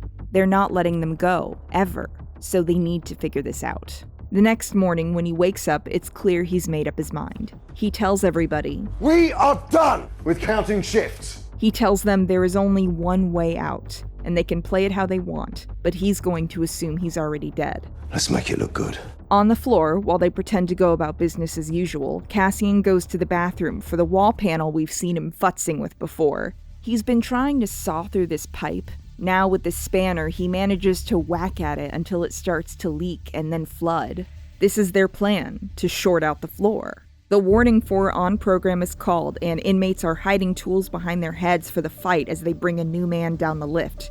Cassian comes out just in time and soaking wet, but the guards don't notice. They're too busy harassing the new inmate. But when the time is right, Ham and Zal start a pretend fight, and Cassian uses that as cover to jam the lift halfway to the ground. And bless this new guy, who immediately takes the opportunity to try and join in. He's quickly shot and killed while Cassian and Burnock attempt to climb the lift. Prisoners start throwing tools and pieces of equipment at the guard. When they realize the floor is about to be activated, most of them climb onto the tables, and in a stroke of luck or something else, Kino survives as the floor shorts out beneath him, but another man is electrocuted to death. And from there, all hell breaks loose. People are dying left and right. Burnock dies, Zal dies, and Kino tells them all to climb. Come on! Climb! Once they get up into the hallway, they take out the guards and move to other floors, sending down lifts, telling prisoners to join them, and Cassian and Kino make their way to the control room, where they're preparing to activate all the floors in the facility to either control or kill all the inmates. Remember Cassian said they're cheaper than droids? But the pair quickly take control of the room, killing one guy and getting the other two to shut off all the floors and stand to the side. On program! Now! You're doing amazing, sweetie. But now Cassian insists that Kino get on the PA and address all the inmates, because Kino has been getting men to follow him for years. So he gets up to the mic and delivers one of the most incredible speeches, and that's saying something because there is another banger coming this very episode. I'm going to have to read most of it because copyright. Sorry in advance, I am nowhere near Andy Serkis's level. But Kino gets on the mic and tells everybody his name, that he's a day shift worker on level 5, and they have control of the facility. All of the floors are cold. He tells them to get out, to take charge, to start climbing. And then he looks at Cassian, and he quotes his words back at him. And I would rather die trying to take them down than giving them what they want. And he tells them, we know they fried 100 men on level 2. We know that they are making up our sentences as we go along. We know that no one outside here knows what's happening. And now we know that when they say we are being released, we are being transferred to some other prison to go and die, and that ends today. There is one way out. Right now, the building is ours. You need to run, climb, kill. You need to help each other. You see someone who's confused, someone who is lost, you get them moving and you keep them moving until we put this place behind us. There are 5,000 of us. If we can fight half as hard as we've been working, we'll be home in no time. One way out. And then he chants, "One way out," and the whole prison screams it with him. It's very satisfying to see all those guards cowering behind a door because they really were relying on fear and pain to do the work for them, and it wasn't enough. The inmates race for the exit, which is simply an opening, high in the air over the ocean, and they all start to jump in the water. All except for Kino. What's wrong? I can't swim. Cassian gets knocked into the water before he can even fully understand what Kino was trying to tell him, but we're left knowing Kino is either going to be killed or worked to death in yet another prison. And the worst part is that Kino knew. All the prisoners can clearly see they're in the middle of the ocean when they get left at Narkina 5, and Kino's knowing this recontextualizes everything. His willingness to just submit because no prison break would end with him alive, his upset as he learns they can't just be good inmates and serve out their sentences, the emotion he shows as he gives that final speech. He told his fellow inmates on level 5, "Play it how you want, but I'm gonna assume I'm already dead." He didn't get up on a table with the other inmates when they shorted out the floor, and finally, when he said over and over again, "There's one way out," that way out meant his demise, and he made it their battle cry. I have a lot of feelings about Kino, but this episode isn't done, because, hey, remember this guy? He's gotten a lot of close-ups during all the Imperial briefings. His name is Lonnie Jung, and it turns out he's a double agent working for Luthen. He's got a daughter now, and he wants out, so he comes with information. The Empire knows about Krieger, they know about Spellhouse, and he tries to hand all this information over as a way out. Of course, it's not like the Empire is gonna let this guy retire, and Luthen tells him so. When Lonnie gets upset, saying Luthen doesn't appreciate his sacrifice, Luthen tells him he does appreciate his sacrifice, and Krieger and all of his men will die, so his daughter still has her father. He tells Lonnie that they need heroes now more than ever, people like him. Lonnie asks what Luthen is sacrificing, and we get our second banger speech that I have to read most of again because, as I said before, it's a banger. Sorry, I'm also not at Stellan Skarsgård's level. So he tells Lonnie that he sacrifices calm, kindness, kinship, and he says, "I've given up all chance at inner peace. I've made my mind a sunless space. I share my dreams with ghosts. I wake up every day to an equation I wrote 15 years ago from which there is only one conclusion. I'm damned for what I do. My anger, my ego, my unwillingness to yield, my eagerness to fight, they've set me on a path from which there is no escape. I yearned to be a savior against injustice without contemplating the cost, and by the time I looked down, there was no longer any ground beneath my feet. What is my sacrifice? I'm condemned to use the tools of my enemy to defeat them. I burn my decency for someone else's future. I burn my life to make a sunrise that I know I'll never see. No, the ego that started this fight will never have a mirror, or an audience, or the light of gratitude. So what do I sacrifice? Everything! And from this speech about what he's given up to fight fascism, about the need for heroes, we cut to Cassian and Melshi, running for their lives across a beach in the dead of night. They don't know it yet, but they'll be those heroes one day.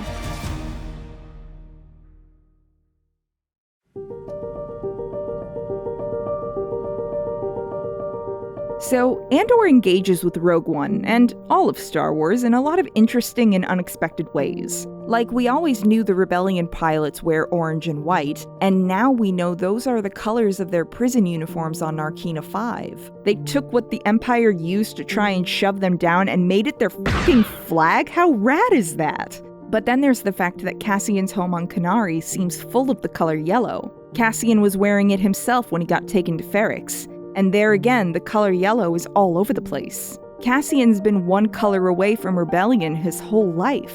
And yes, Andor is a prequel series that will connect directly to Rogue One, but what's interesting is where the show aligns with and contradicts our previous knowledge of the character. Everybody remembers this line. I've been in this fight since I was 6 years old. We all assumed Cassian was a child soldier for the rebellion, but it's more complicated than that. At this point, the Wikipedia article for him is a mess of stuff from like the Rogue One visual companion that might not be canonical anymore about him joining an insurrectionist cell when he was a child. I'm not sure Marva and Clem would have signed off on that. But in the show, we learn he was imprisoned when he was a young teenager and forced into military service when he was 16. He worked as a cook and then deserted. So does that make this line, I've been in this fight since I was 6 years old, wrong? No, not really. They clearly were considering it as they came up with this story. You remember there was a line in Rogue One where the character says, "I've been in this fight since I was 6 years old," right?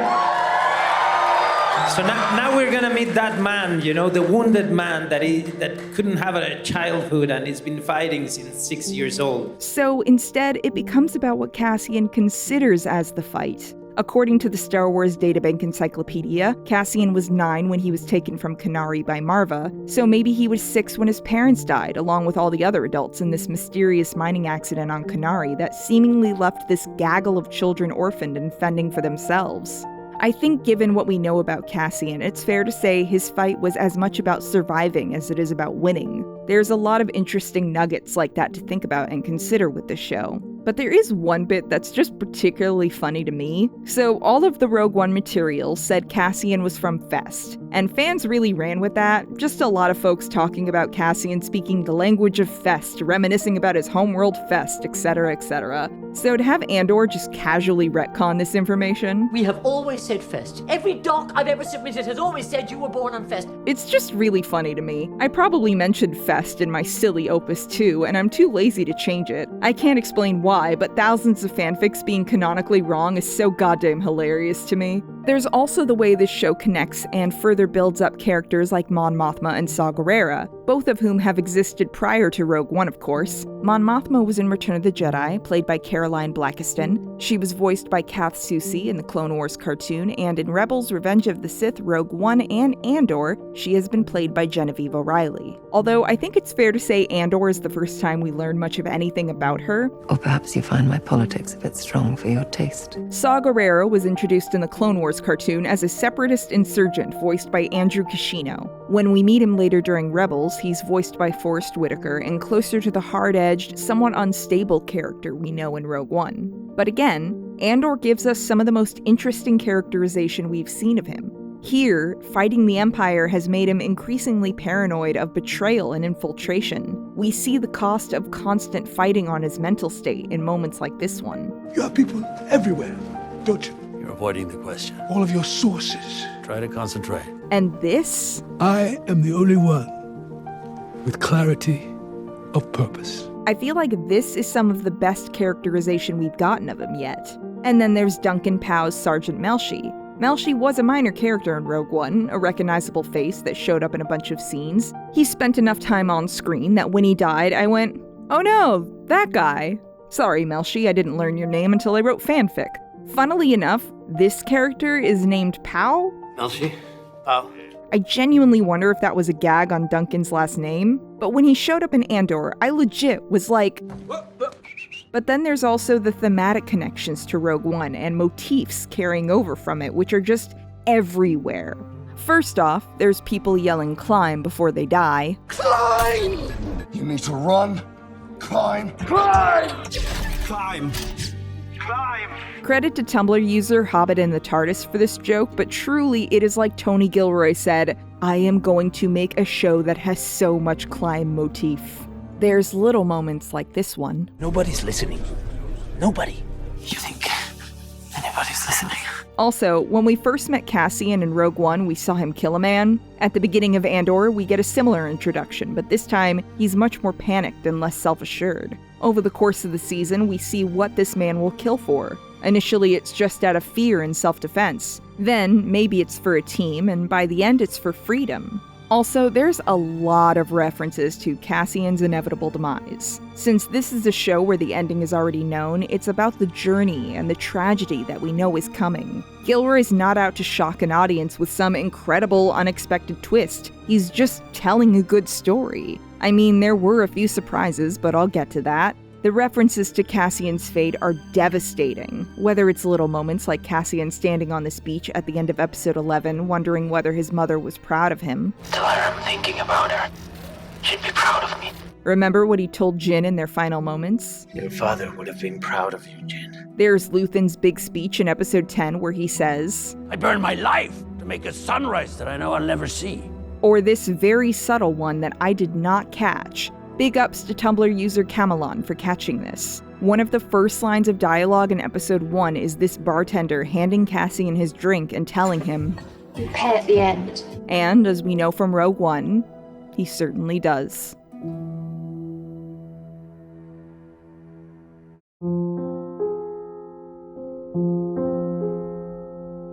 In the opening of episode 11, we catch up with Cassian and Melshi, clinging to the edge of a rock face, waiting for Imperial ships to pass them by. Tell me they're leaving. They're leaving. But from there, we go to Ferrix, and I'm going to cry over a droid. I think this is the first time Star Wars has ever cared about a droid this much. Most Star Wars media treats them as comedy relief, or worse. Yes. Yes, what? Yes. Yes. And asks you not to think about how they're basically slaves, but BMO's personhood is respected here in a way that makes me feel things. You see, Marva has died, off-screen, simply from complications with her health. We checked in with her on Ferrix a few times, hearing about her decline, but her passing is a quiet, uneventful affair, and the only one left in that home now is BMO. And the way Brasso kneels down and just talks to him, asking if he wants some time alone with Marva before they take her away. I don't want to be alone. I want Mama Marva. It really feels like the conversation one might have with a small child. And we sit with B as Marva's body is carried away. Later, we learn that Ferrix has a particular funerary tradition. After 2 days of mourning, the body is burned and the ashes are mixed with Ferrix dirt and mortar to make a brick. And then they find you a wall. The idea that Ferrix is built on the remains of its dead, that the living are lifted by those who came before, I have a lot of feelings about that. Meanwhile, Vel comes back to Coruscant to try and talk to Luthen. Instead, Clea is the one there to meet her. And in this scene, Vel is cocky, full of bluster as she tries to get a meeting with Luthen right now. Clea is frustrated, telling her they have rules for a reason. There's a process. Finally, Vel tells her, "I gave him Aldani. What have you done lately?" And Clea tells Vel there is no lately. She has always. She has her hands full with hundreds of spinning plates and knives on the floor. And needy, panicked faces at the window, of which you are but one of many. Which, holy shit, tell me everything about you, Clea. I'm fascinated. But this seems to get Vel to listen. She tells Clea that Marva is dead and people are gathering for her funeral. They think Cassian might show up, and Clea looks really upset by this information. I have a personal pet theory that Marva knew Luthen, and that's how Luthen knew all that stuff about Cassian and wanted him in the rebellion so bad. We know Marva was a rebel, and Luthen knew everything about Cassian, but he didn't learn it from Bix. He even knew about how Clem died and how long Cassian was forced to serve in the military when he was 16.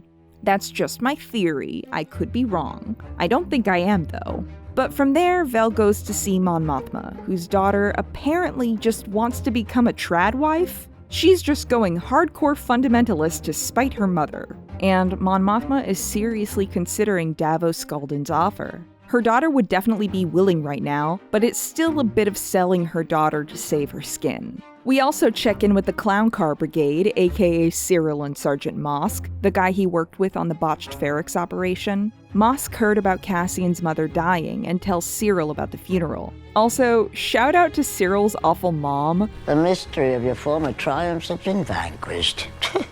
I can sleep peacefully now. Listen, they both suck, but she makes me laugh. Cyril, I think, steals some of his mom's money to run off. Clearly he plans to be a white knight and save the day or something. But on the other end of the spectrum, there's Luthen going to see Saw. Now that he knows Krieger's whole mission is blown, he comes to Saw to call it off. But he's unsure whether or not he actually wants to let Krieger and his men walk into a trap and die. If he does, the ISB will feel untouchable, and they'll be easier to manipulate. But if he tells Krieger, 30 or so dudes get to live, and he will lose his inside man. Hearing him lay all this out, Saw begins to question whether Luthen himself is an ISB plant, because he has people everywhere. All of your sources. Try to concentrate. Because he's casually discussing sacrificing an ally. It's 30 men. Plus Krieger. Saw gets a little lost in his paranoia until Luthen literally pulls a gun on him. I'm doing this so you'll listen. Finally, Saw seems to grasp the question at hand. Luthen is asking Saw to make the choice whether or not to sacrifice 30 men. Plus Krieger. And Saw says yes. For the greater good. Call it what you will. Let's call it war. And it's rare to see Luthen expressing doubt about his actions, but this is the man who said, I burn my decency for someone else's future. And I think he's thinking about this stuff constantly and just not saying it out loud. But then he gets in his ship, the Fondor, and has the sickest ship fight ever when some Imperials make the mistake of trying to pull him over for nothing. Luthen just decimates them and flies away. Meanwhile, Cassian and Melshi on Narkina find a couple of dudes with an old raggedy ship and they try to steal it, but these two critters catch them in slimy nets before they can even get close. I love these weird little guys, by the way. They talk like funky pirates. Stop the Empire. They not be killing ye. They talk about how the prisons are fouling the water on the planet, making it hard for the inhabitants to live. And once Cassian and Melshi explain they are not the Empire, they just escaped the Empire, these dudes go, alright, cool, where are you headed? Niamos? Back on Niamos, Cassian is able to sneak into that hotel room to grab his gun and his money, and Nemik's manifesto. Tyranny required. And then he heads back out to make a call to Ferrix. He's able to reach this guy, Zan, who we met in the opening episodes. They haggled over the cost of Cassian getting a ride somewhere. Now, Cassian is calling to ask Zan to pass a message to Marva. Tell her I'm thinking about her. She'd be proud of me. And it's Zan who has to break the news. Your mother's dead. And we're left in a horrible quiet as Cassian processes the news and then goes to Melshi, who is standing by the beach. Melshi asks how many people Cassian thinks made it out. Not enough. What if it's just us? Melshi says people need to know what's happening on Narkina, so Cassian gives him the extra blaster he stole off a Primor agent in episode 1 and wishes him good luck. And we end with Cassian staring out at a sunrise on a beach, a reminder of what's to come in his future. In the final episode, Rick's Road, all the pieces fall into place, but not in the way one might have expected them to. Dedra arrives on Ferrix and tours the area with this guy, Corv, who's been lurking around the last few episodes. And a fun note here is, for all that they might be wearing the right clothes, they don't fit in at all. They're too clean. Everybody on Ferrix is a little bit worn and dirty, and they just stand out like sore thumbs.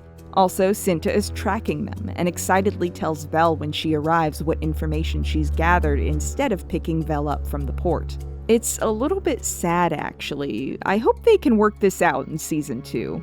Vel also catches up with Luthen, who explains that they'll let the Empire find Cassian for them, and then they'll kill him. You just need him dead before they start asking questions.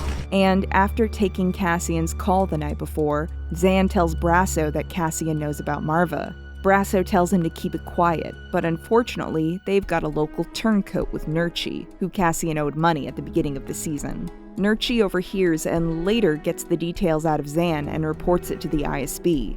Even these two dipshits head to Ferrix, having an absolute clown car moment on the way where they switch hats. These two are ridiculous. I don't even know what to do with them. Back on Coruscant, Mon Mothma decides to gaslight Gatekeep Girlboss her own husband. As she sits in the car, where their driver, who is an ISB plant, can listen in, she makes up a tale about how he's gambling again, and she fears where he's getting his money from. Perrin mostly sucks, so honestly, this made me cheer a little, but I will allow one iota of sympathy for the guy who was also forced into a loveless marriage when he was 15. Anyway, the driver reports it back to the ISB, who take it exactly the way she wanted them to. They assume the odd banking records they've seen were Perrin stealing Mon's money. And then all the ISB dudes go and celebrate a successful mission, since Krieger and his 30 men are now dead. Dedra is the only one who's mad about it because dead people can't give them information. Fortunately for all the rebels, they don't listen to her, as all eyes turn to Marva's funeral on Ferrix, waiting for Cassian to appear. And in the early dawn hours, Cassian slips into town, unseen and unnoticed. He has a moment with his father Clem's funerary stone, brushing off some of the dust as he remembers what his father once told him. I don't look down, I don't look past the rust. Not us though, eh? Seemingly fortified by the memory, he moves on to sneak into Bix's yard, but he doesn't find Bix. Instead, he finds Pegla and his weird dog things. In episode 1, we saw Pegla out in this ship's scrapyard. He got into a fight with Cassian and told him not to show his face there again, but here, after everything, he simply gives Cassian a hug and says he's sorry about his mum. It's sweet, actually. And Cassian asks where Bix is, and, well... Where is she? We don't know what his plans were before, but I think this is the moment he completely switches gears. That night, he listens to Nemik's manifesto. Tyranny requires constant effort. It breaks. It leaks.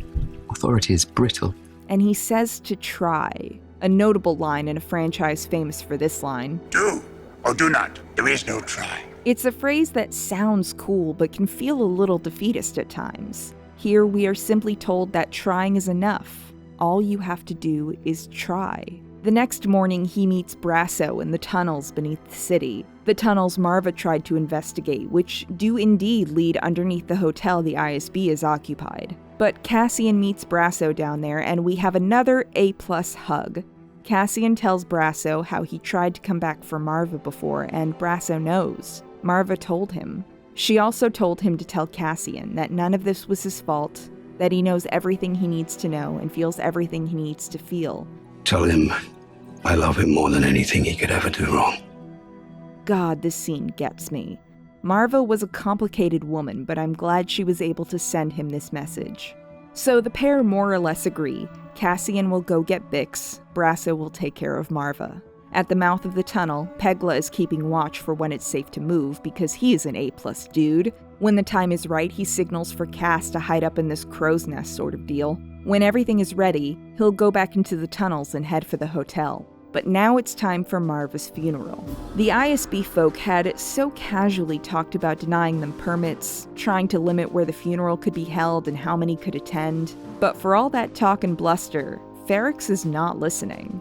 A band begins to play their funeral march. That's a real band playing live, by the way. You can hear the slight discordance of it, which makes it feel all the more real. These aren't professionals, these are laborers who pull out their instruments on ceremonial occasions. You can tell this is the tune they've played for years, for every funeral. In her cell, Bix can hear it and hums along because she's heard it her whole life.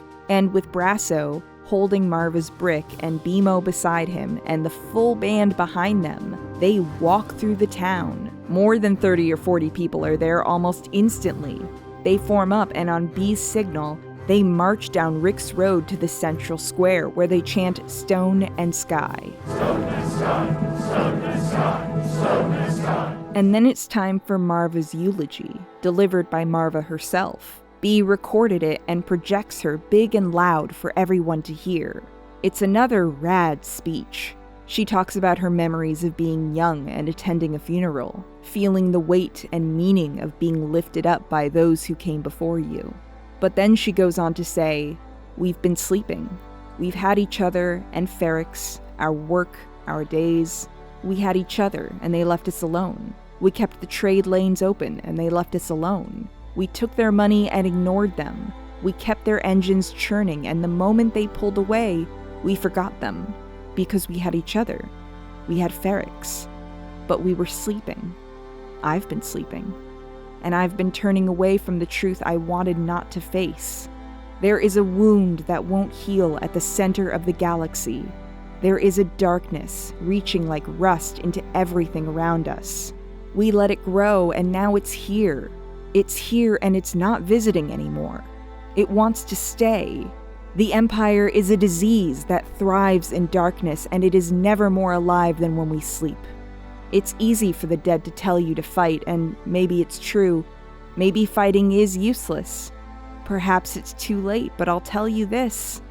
If I could do it again, I'd wake up early and be fighting these bastards from the start. Fight the Empire! As Marva speaks, we see the Imperials looking on with increasing anxiety and then frustration. We see Luthen listening and watching, absorbing her words. We see Cassian racing through the tunnels, climbing up the stairs into the hotel, looking for Bix. And by the way, during the filming of some of these scenes, it sounds like they played a recording of the funeral march for Diego, and he said it made him cry. Diego Luna's mother died in a car accident when he was 2 years old. I imagine this material might hit close to home for him. He said he didn't want the character crying in these scenes, but he was having a hard time not crying. And as Marva's speech plays in the episode, we also see the crowd of people looking up at her. Brasso, Zan, Wilman Pack, whose father was recently hung in the square, and many others too. And they're getting angry. To quote another series that I loved, "Angry is good. Angry gets shit done." So when this ISB guy tries to put a stop to things by kicking over BMO, the result is nearly instantaneous.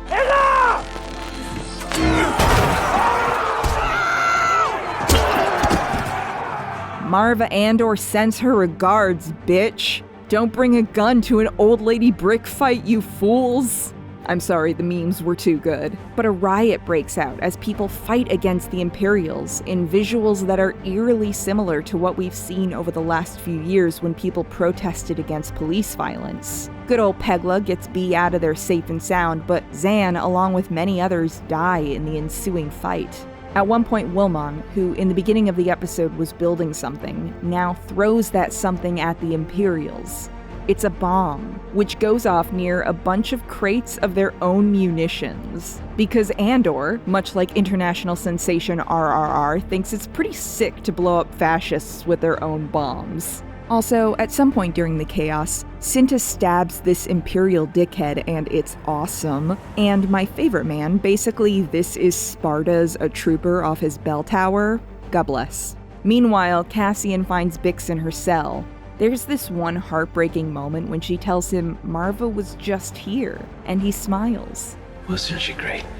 But initially, Bix is too scared to go. It takes a bunch of explosions and some coaxing for Cassian to get her out the door and on the move. Also, in a beat that thoroughly disappointed me, Serial Corn is able to White Knight Space Karen out of harm's way. I sincerely hope they get blown up in Season 2. Brasso was able to get Wilmon out of the square, and he, along with Jezzy, a prominent member of the Daughters of Ferrix, and BMO are on one of Pegla's ships trying to get out of there when Cassian shows up with Bix. Cassian! Help her up. She's coming around. Come on. But Cassian's not coming with them. He tells Jezzy how to fly them out, and BMO is saddened by the news. I never got to see you. Cassian tells him to take care of Bix, and that Cassian is counting on him. You always say that. And you always come through. Bix tells B not to worry, because Cassian will find them again. I will. I'll find you. Now go! Go, go! Once before, Marva had told Cassian she had to stay and he had to go, even though he would worry about her constantly. That's just love. Nothing you can do about that. Now he's following in his mother's footsteps, heading for the rebellion and loving his family from a distance. So Cassian leaves as their ship takes off and flies away. In the final moments of the episode, we see the aftermath of the battle. Mosk looks sad, drinking in some alley. Luthen takes a speeder back to the Fondor. Mon Mothma is setting up Leda to meet Davos Skulden's son, and she looks eager to become a trad wife. And on Luthen's ship, Cassian is already there, waiting for him. He tells Luthen to either kill him or take him into the rebellion. And Luthen smiles, and we're just left staring at a Cassian who is not quite the man we knew, or the man we'll come to know. He's on the brink of that change. Almost, but not quite there yet. And in a post-credit scene, we see the pieces they were building in Narkina 5 were pieces for the Death Star, which means Cassian helped build the thing that will kill him. And I have a lot of feelings about that. Now, in terms of predictions for Season 2, we know we'll see how Cassian met K2SO. Do you need a droid in this one? Other than the ball thing. I don't think so. Other than the ball. We know that the season is going to end with Cassian heading to the Rings of Kafrene, where we saw him at the start of Rogue One. There's a few other things that have been announced, but there's also the things I want to see in Season 2. Like, I'm hoping Cassian finds his sister. But mainly, in the final episode, I want a cold open with Mads Mikkelsen's Galen Erso convincing Riz Ahmed's Bodhi Rook to defect and take that message to Saw Gerrera. Maybe in the middle of the episode we can see Felicity Jones's Jyn Erso being arrested, and in the final moments of the episode, we could cut between Bodhi escaping the Empire with the message, Jyn being sent to the prison on Wobani, and Cassian stepping onto a shuttle bound for the Rings of Kafrene. And then, in a post-credit scene, I want Brasso, Bix, or whoever makes it on Ferrix to lay a brick for Cassian. Because after watching Andor, we now know, unlike the rest of the rogues, Cassian had people, and I want there to be people left who can mourn him and honor his sacrifice. I know it's silly and he's fictional, but it would mean a lot to me. And in terms of bigger ideas behind the series, I mean, how refreshing to see something coming from the Disney empire that has some thoughts on its mind, which is something that I think Tony Gilroy, Diego Luna, and the entire creative team should be praised for. And this season ended up being everything I could have wanted from a show about Cassian Andor. Of course, realistically, I think some of how this show got made with all of its radical politics is that, while its real-world parallels are pretty clear and pointed, they are discussed in oblique, unspecific terms. Freedom and tyranny, and light and dark. While it's pretty obvious what the messages are. It's an easy analogy to the Nazis, but I mean, you go along, people go along. But I mean, nobody in this show is talking about the evils of late-stage capitalism. Well, except for Nemec for 5 seconds. Can't be jammed or intercepted, something breaks, you can fix it yourself. We've grown reliant on Imperial tech and we've made ourselves vulnerable. This show is smart and handles its ideas well, but I'm sure there are racist, transphobic, anti-Semitic assholes who could still watch the show and go, Cassian is just like me. Well, maybe not the racists. Watching this show does not actually replace real-world political action, but I think it does a great job of inspiring said action because the thing I love about Andor, and Rogue One as well, the thing I tried to express in my original Rogue One video but maybe failed to do, was to say that it's easy to say shit is f***ed. It's easy to stand in the rain and say, shit, it's raining. And it's true. Things are bad right now. Like, wow, imagine living with a rising fascism, police brutality, mass death, and a system that unjustly pushes down everybody who doesn't neatly fit within it. Did you think I was describing the Star War? No, aha, I made a clever joke. It's easy to say the world is ending and do nothing. It's hard to look at a broken world and say something must be done. In the Pirkei Avot, there is a saying, you are not obligated to complete the work, but neither are you free to desist from it.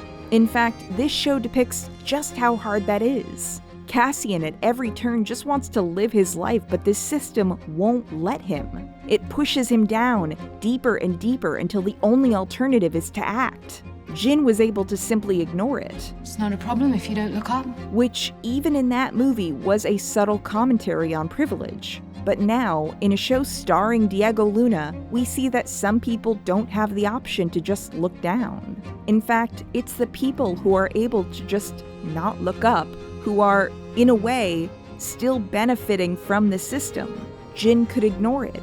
Cassian can't. If you are ignoring a system that's killing people, if you're doing nothing but standing around saying shit's without trying to find an umbrella, then you're part of the problem. And this show says over and over again, by not choosing a side is chosen for you. People like Mon Mothma have the luxury to worry over their own morality, while Cassian doesn't even have the option to worry about it. He's always cornered, he's always forced to make a choice. I wonder if the same will be true for him in Season 2. Right now in America, and frankly most Western countries, one side wants to live, and the other wants to dominate. One side is fighting for basic rights, and the other is upset they can't say the N-word anymore. We used to have all the money and land, and we still do, but it's not as fun now. The paradox of tolerance is something that a philosopher by the name of Karl Popper described as such. Unlimited tolerance must lead to the disappearance of tolerance. If we extend unlimited tolerance even to those who are intolerant, if we are not prepared to defend a tolerant society against the onslaught of the intolerant, then the tolerant will be destroyed and tolerance with them in this formulation. Or, to quote Adam Bates, You can say all are welcome, but if wolves and sheep are both welcome, then you're only going to get wolves. The smart sheep will go somewhere else, and the naive sheep will be eaten and processed. If you welcome Islamophobes and Muslims, then you'll get Islamophobes. If you welcome Klan members and people of color, then you'll get Klan members. If you welcome nativists and immigrants, you'll get nativists. Refusing to choose is a choice. It's a choice in favor of the people who prey on others, and who refuse to acknowledge the humanity of those they hate.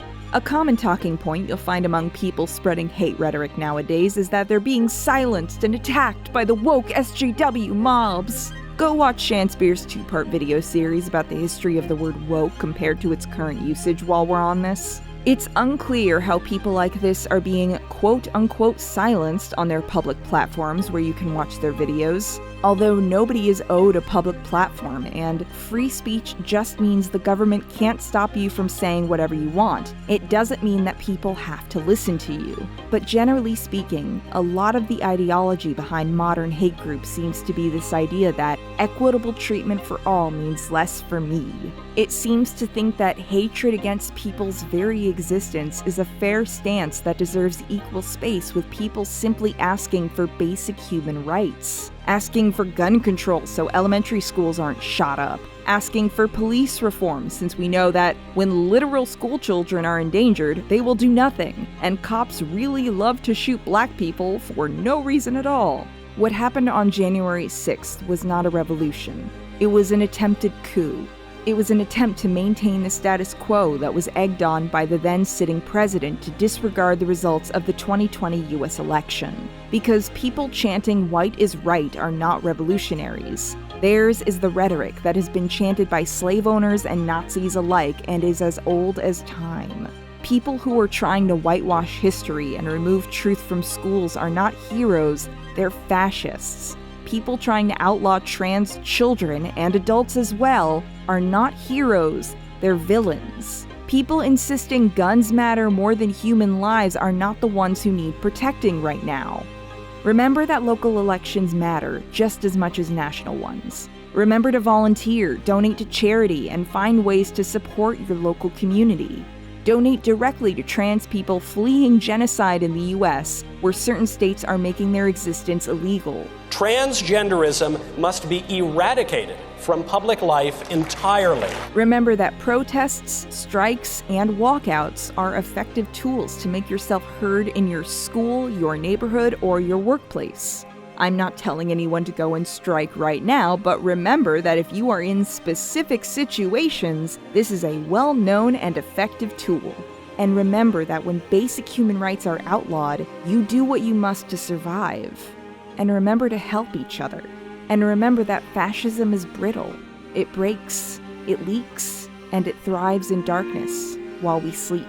All you have to do is try and look up. Just try. There's only one way out, and it's up, so get ready to climb. So, one of my favorite parts of the process of every video is designing and creating the thumbnail for it. Starting with my last video on Blade Runner 2049, I started painting the thumbnails for my videos because it's fun, and it allows me a chance to get creative in an entirely different way from the writing and video editing stuff. So starting now, I'm going to be making companion videos about my process for these thumbnails and releasing them exclusively on Nebula. Nebula is a creator-owned streaming service where creators are free to explore ideas that don't work on an ad-supported platform like YouTube. And it's where hundreds of creators are making exclusive content that you can't find anywhere else. For example, Abigail Thorne's multiversal Shakespeare play The Prince, or Maggie Mayfish's series Unrated on the history of sexuality in film. And if you use my link in the description, you'll get a 40% discount on annual plans, which comes down to as little as $2.50 a month while supporting my channel directly. A percentage of your subscription fees every month go directly to me, so you would be helping me continue to make videos. So if you'd like, check out go.nebula.tv/LadyKnightTheBrave. Thanks! So, I'm sorry this took so long, y'all. Along with this health issue I've been having since January, I had a trip home that basically ate up most of April. Also, I spent like a month doing research and I used almost none of it because it didn't end up working in the script. All of which is to say, thank you very much to my patrons who have supported me through this dry spell. I hope the next video doesn't take this long. So, thank you all for watching, and I'll see you on the next one.